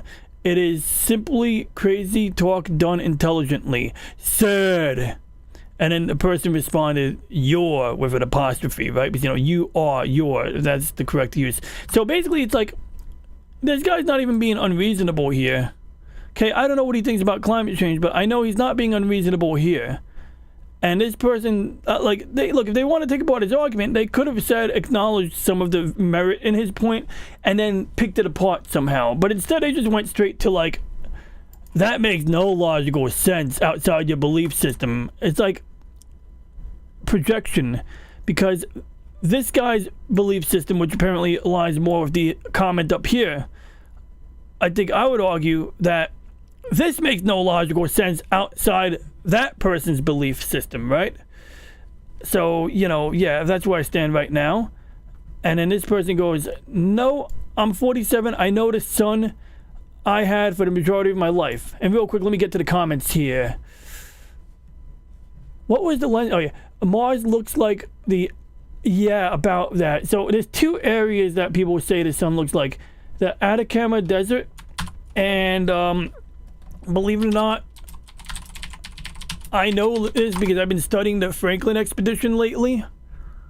And I don't know if we have like pictures that say they simulated going on Mars on King William Island. Oh, here we are, Devon Island. Devon Island is near King William Island, and they just kind of test out things. They practice things. They do experiments on, you know, these things. And then a nearby island is King William Island. It's really just like this. And so people would take reference Devon Island in this case and say that whenever NASA wants to show Mars, they're really just taking pictures on Devon Island. And that's really popular amongst the, you know, flat earth moon hosting community and whatnot. And it's like, well, yeah, they do walk around on this island. They might even adjust the color of the image, you know, but that's when they're practicing. That's when they're playing. They're pretty transparent about the stuff they're doing on these so-called analog missions. You know, like these are like, they're not pretending to have a Mars habitat. They're experimenting with apparently 3D printers to build structures and things of that nature. You know, so yeah, I mean, like, I guess it looks like Mars and you can pretend to be on Mars, but clearly these pictures are not pretending to be on Mars. I don't know. I mean, landing a remote control car on Mars is not the most unattainable thing. Now it's this Atacama Desert. I should definitely give that a Atacama Desert. No, I'm kidding. Desert. And yeah, it looks pretty Martian just for the, like, superficially with the red, and in certain parts apparently too. And apparently, that's another analog model of Mars they use when they want to, like, you know, simulate Mars. So that's something they, you know, do. And they apparently find some extreme examples of life in the desert too. So that's kind of an interesting little development in its own right.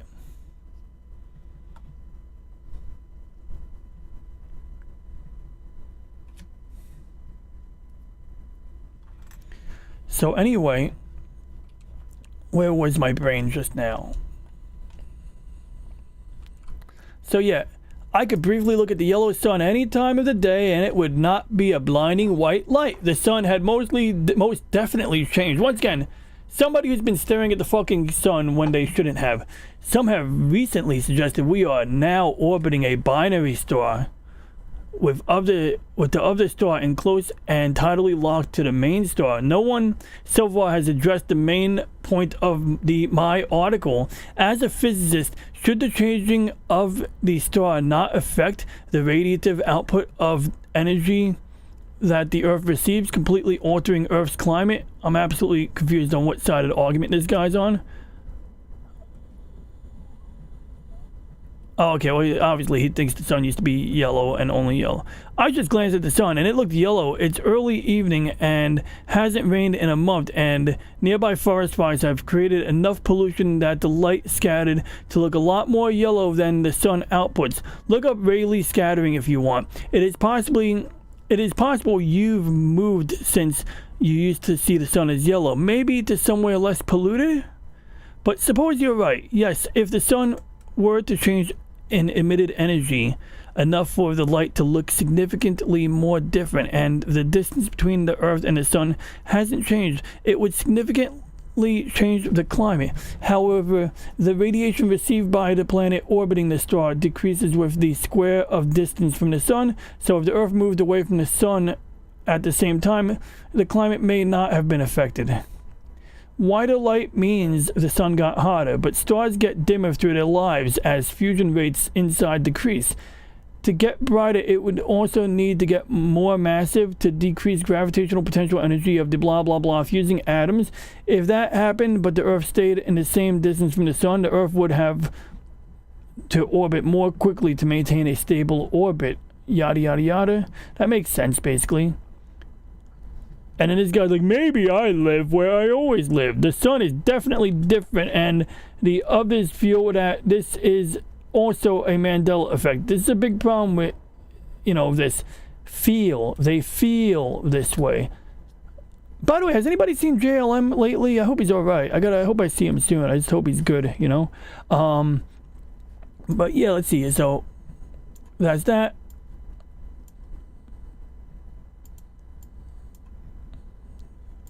Oh my God. I found a link yesterday that the Earth now has a 360-day year, which, according to your reply above, would suggest that the Earth is orbiting a different star with a different orbital radius.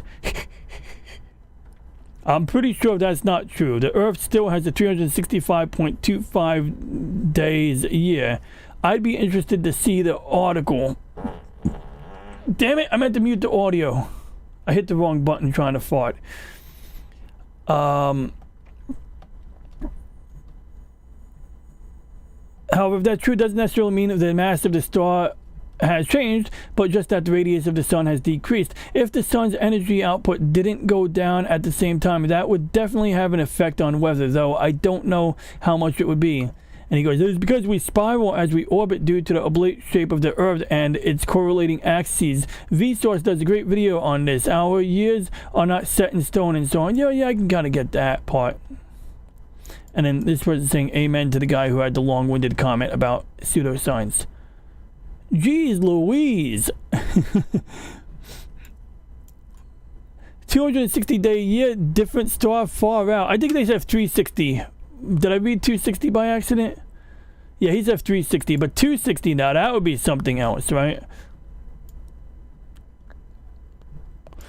I know people here don't like to do this, but think of this rationally. Regardless of what wavelength of light the sun puts out, humans would always evolve to see the light as white because it's a primary light source. Every other color we encounter in nature is from some of that light being absorbed while the rest is reflective.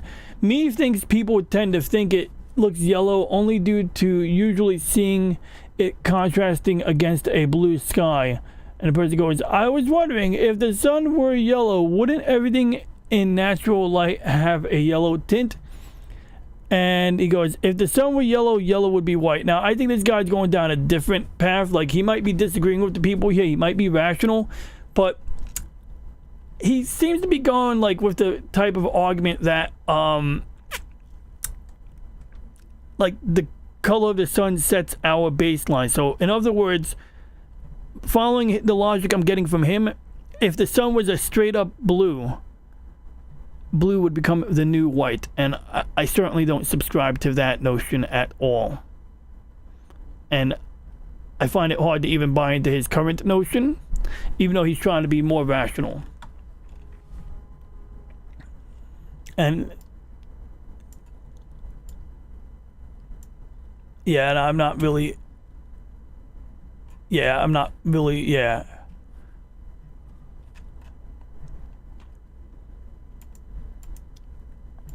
Holy shit, the sun isn't yellow. This blew my mother effing mind.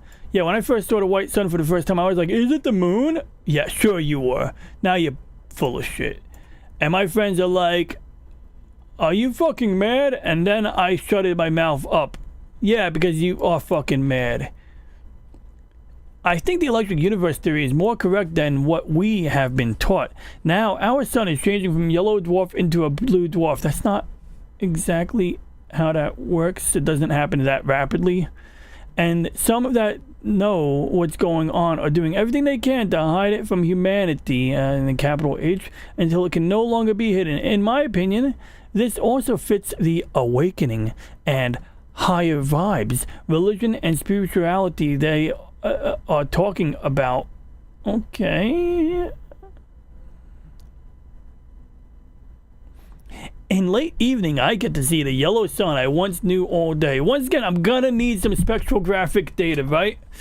Like, that's all I want, right? Yellow sun spectrographic data. I don't know if that's actually a word, spectrographic data, but we need some spectral data.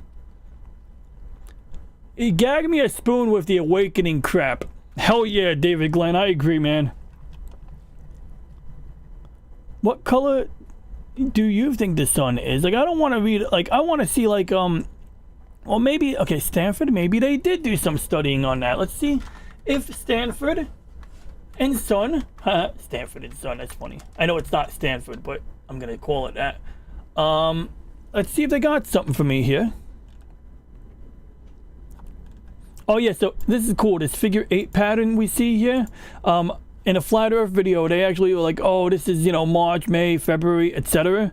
And so they use this to like explain that the sun moves above us in the sky like this.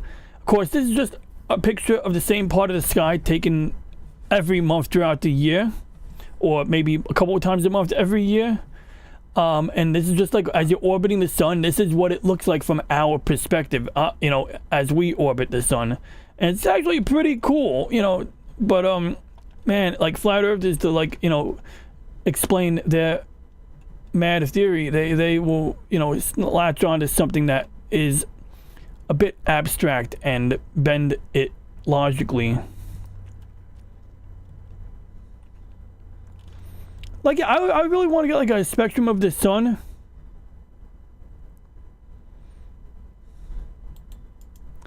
From years ago and present. And obviously the people who are making the extraordinary claim, they should have the burden of proof. I don't want this anecdotal bullshit where some lady's like, I remember it used to be yellow for sure. Because, you know, this is exactly like the type of bullshit you get when dealing with the Mandela effect people. It's like their ego can't take being wrong or something, or they rather believe that the universe is changing, or that things are being bent, you know. I don't know, like they got some mind-bending theory. So, you know, there's that. But real quick here, I'm gonna just jump in my race car real quick. I think, is the race car game still running? And do one more race before I conclude this stream, because I think I want to give love to the Echo Base Network. I want people to go there because they're nice people. Well, I mean, they don't have to go there. You don't have to go there. But, you know, I don't want to be conflicting with their stream too much.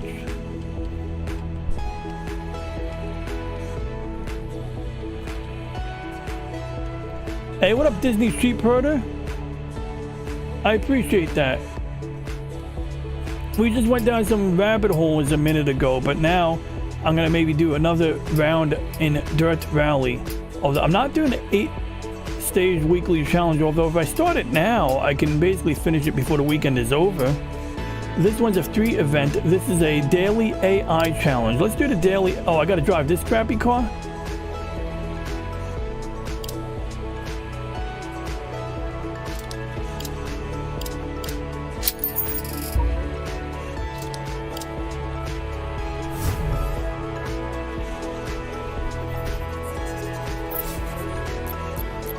Oh boy, it's gonna be a long one.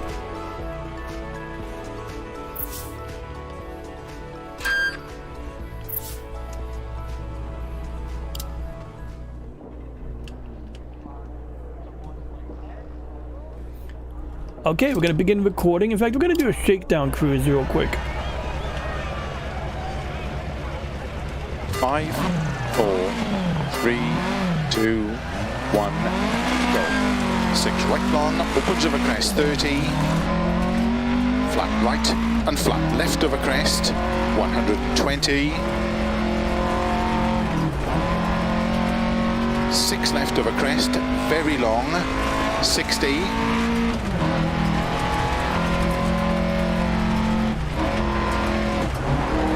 6 left of a jump, opens long, 80.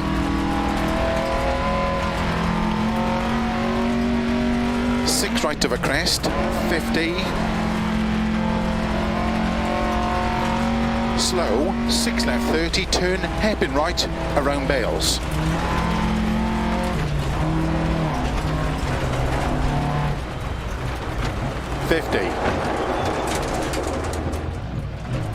Six left, opens 30. 4 left, 40.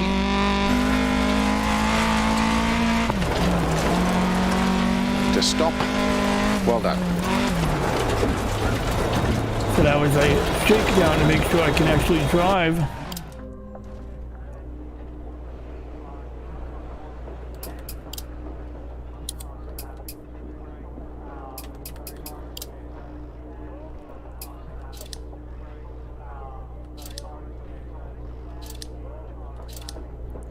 Yeah, I don't really know what to do with any of those settings, so we're not going to touch those.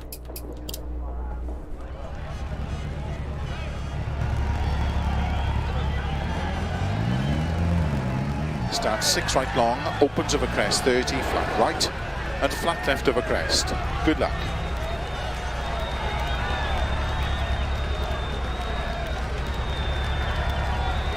Five, 4, 3, 2, 1, go. 6 right long, opens over crest 30, flat right and flat left over crest, 120. 6 left over crest, very long, 60.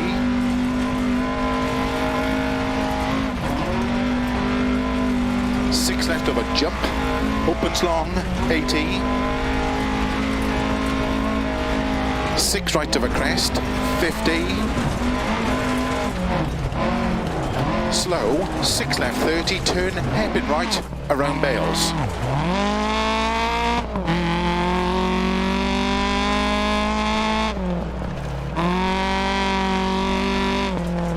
50.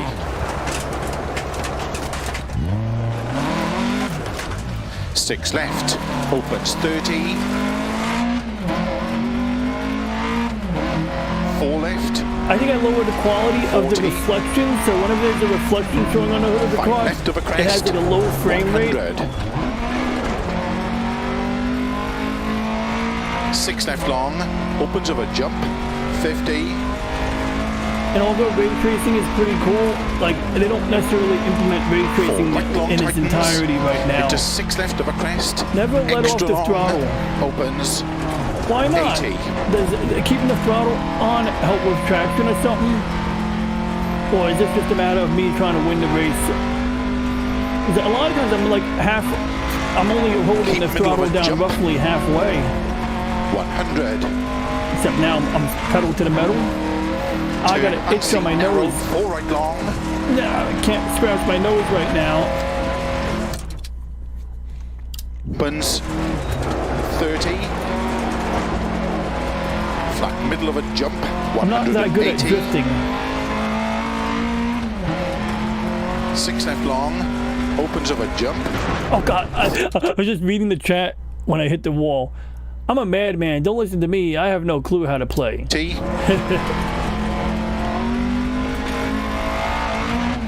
6 right long. Opens But yeah, of I'm a gonna wrap up crest. soon for the sake of 50. Echo Base Network. Even if like, I mean, I guess I'm not really cannibalizing Left viewers, long. but watch this show. In Into fact, 4, I right want to see narrow. Loki. I think Loki's on at 9. Loki's Mornings of Mischief is I don't know if he's actually Opens of got a their out. crest. This Tarmac. Thursday show tonight. 80 over crest. I just Slow, cracked my windshield. unseen turn, 1 left.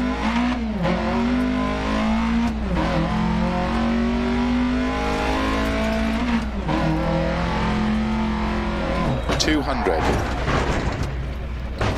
Right entry, chicane.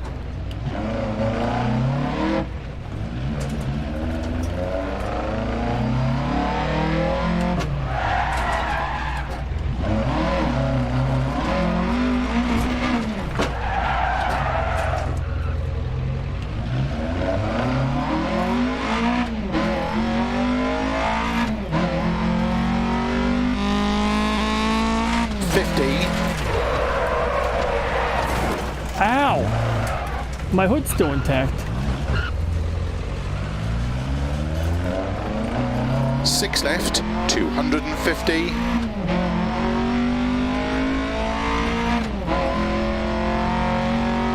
Turn 3 left long. Opens of a crest, gravel.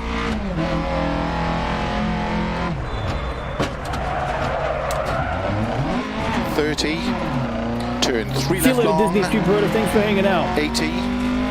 But yeah, man, I was very happy when Disney Sheep Herder posted that video of the sheep. Because, I mean, he's got, 4 right his long. channel is a sheep herding Opens channel. So, I 30. mean, it's appropriate to have some sheep herding content. 6 left And over he added jump. some bonus content of, I forget, I think it's 6 right Iceland, long. Greenland, one of those countries. Lots of ice. Of a crest, opens, keep middle of a jump to jump If I had a steering into wheel sudden simulator, caution, 2 you know, right. physical steering wheel that had 3 feedback, left. The motors in it would probably give me a lot of kickback. 6 right long. Yo, I just heard a cat screaming outside. 6 right long. 30. 6 left of a jump. Opens of a jump long.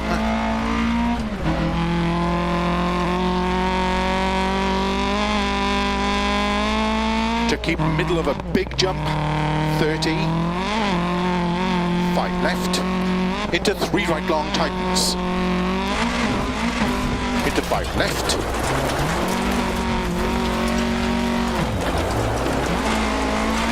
$50. Using this car that's not that strong right is actually long. really good Opens of a for crest practicing the to keep drifting middle of a techniques. crest. Into 6 right extra long.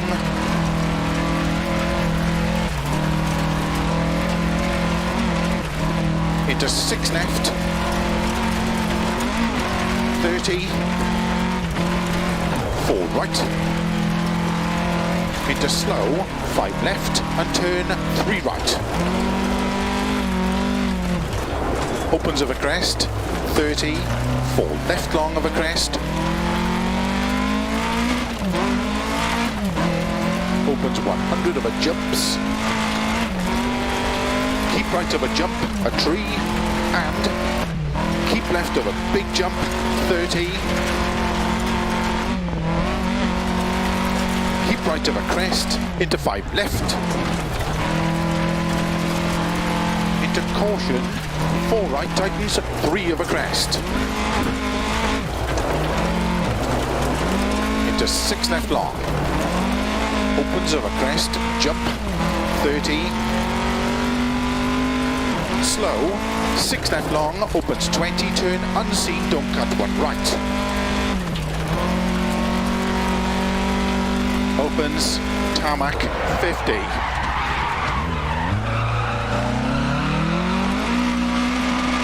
Keep middle of a crest. Oh, I just rode that Caution, transmission hard. 30, right entry, chicane.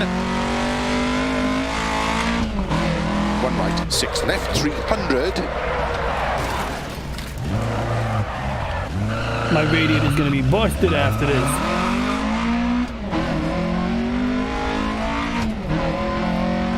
Turn unseen, square left, 50.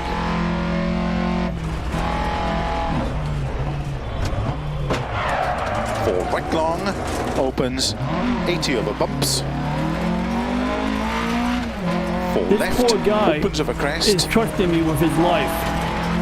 Oh, whoops. Hey, buddy, you alright? Oh, whoops, sorry. Into turn 4 right, extra long, tightens 3. Into 4 left.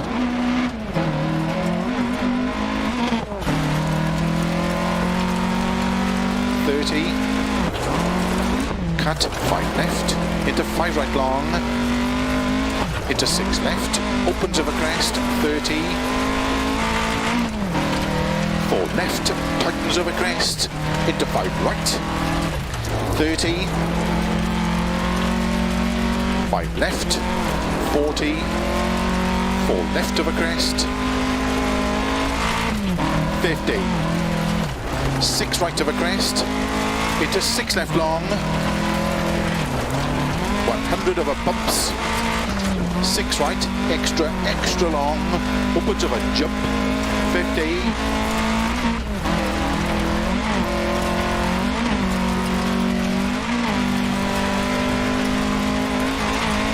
Left I tried to play narrow, Roblox and yesterday. turn I have 3 no right idea long. how to play that game. I mean, I have a vague idea. Oh, thank God I'm almost done with this race because I think my car's about Opens to of a crest, go.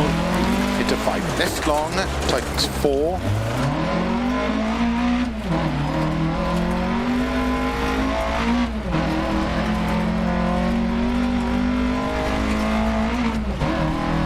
$50. 6 right, extra, extra long, into 6 left.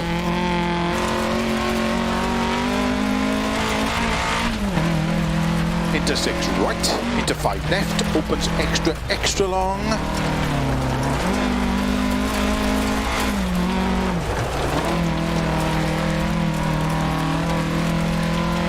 into 6 right, into 6 left, extra long, 100. Navigator dude would get on my nerves. Really? I would think, in this situation, it makes sense, right? You need, like, it's like when I was playing Pod Racer last week and someone was telling me how he had a friend helping him out on the harder levels, calling out the turns and whatnot. I mean, that's part of it. This guy, when he says, like, 6 right or 2 left, the lower the number, the sharper the turn. And then other than that, he's sort of instructing you on the speed that you need to go. But more importantly, or similarly in importance, he's monitoring the oil. You know, he's telling you if the engine is going wrong. 50 after finish. Because sometimes you don't know. But then again, I mean, I guess if you know how to drive, you can figure that out yourself, right? Like, you know when your engine is on the fritz.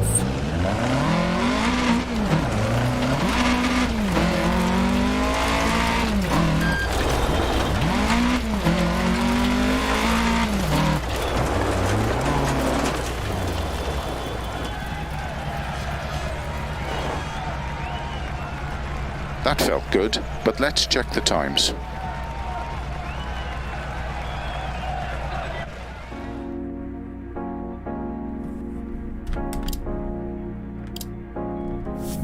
All right, I'm about to wrap it up here, but I want to thank you for dropping in. I'm 29th place in global standing, and I'm doing better than one of my Italian brethren. Although I think the game is like averaging the entire world of players, so 30th place just means, you know, bottom anyway. Like, there's no 50th place.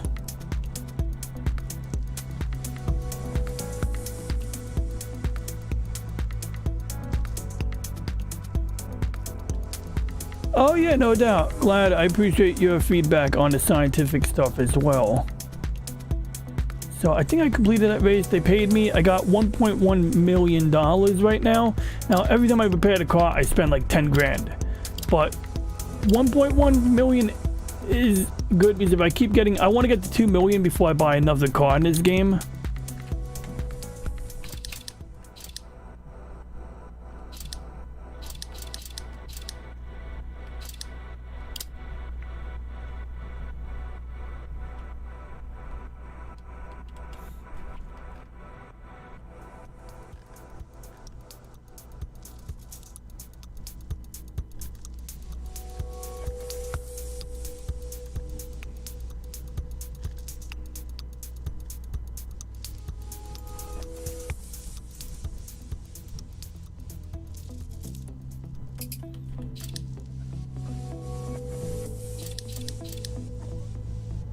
I think there's a built-in way to buy a new car.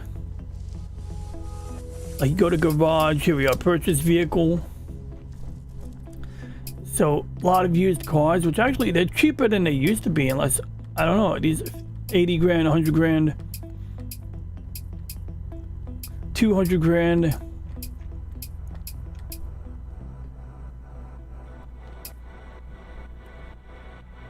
That would be a cool car to get. So I think I spent like 300 grand on a Ford, or not a Ford, but whatever this is. And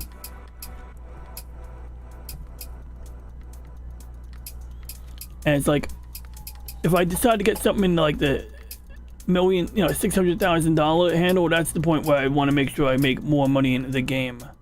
Yeah, word. Let's get the Echo base, man. But thanks for hanging out. You have a good night, David Glenn. Catch you later.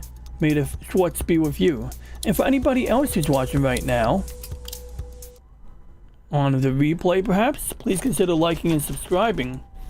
If you have any questions, comments, or ideas, please leave a comment. Please like and subscribe. Did I say that already? Oh yeah, but yeah, leave a comment if you have any questions or comments. And for now, we shall now end transmission.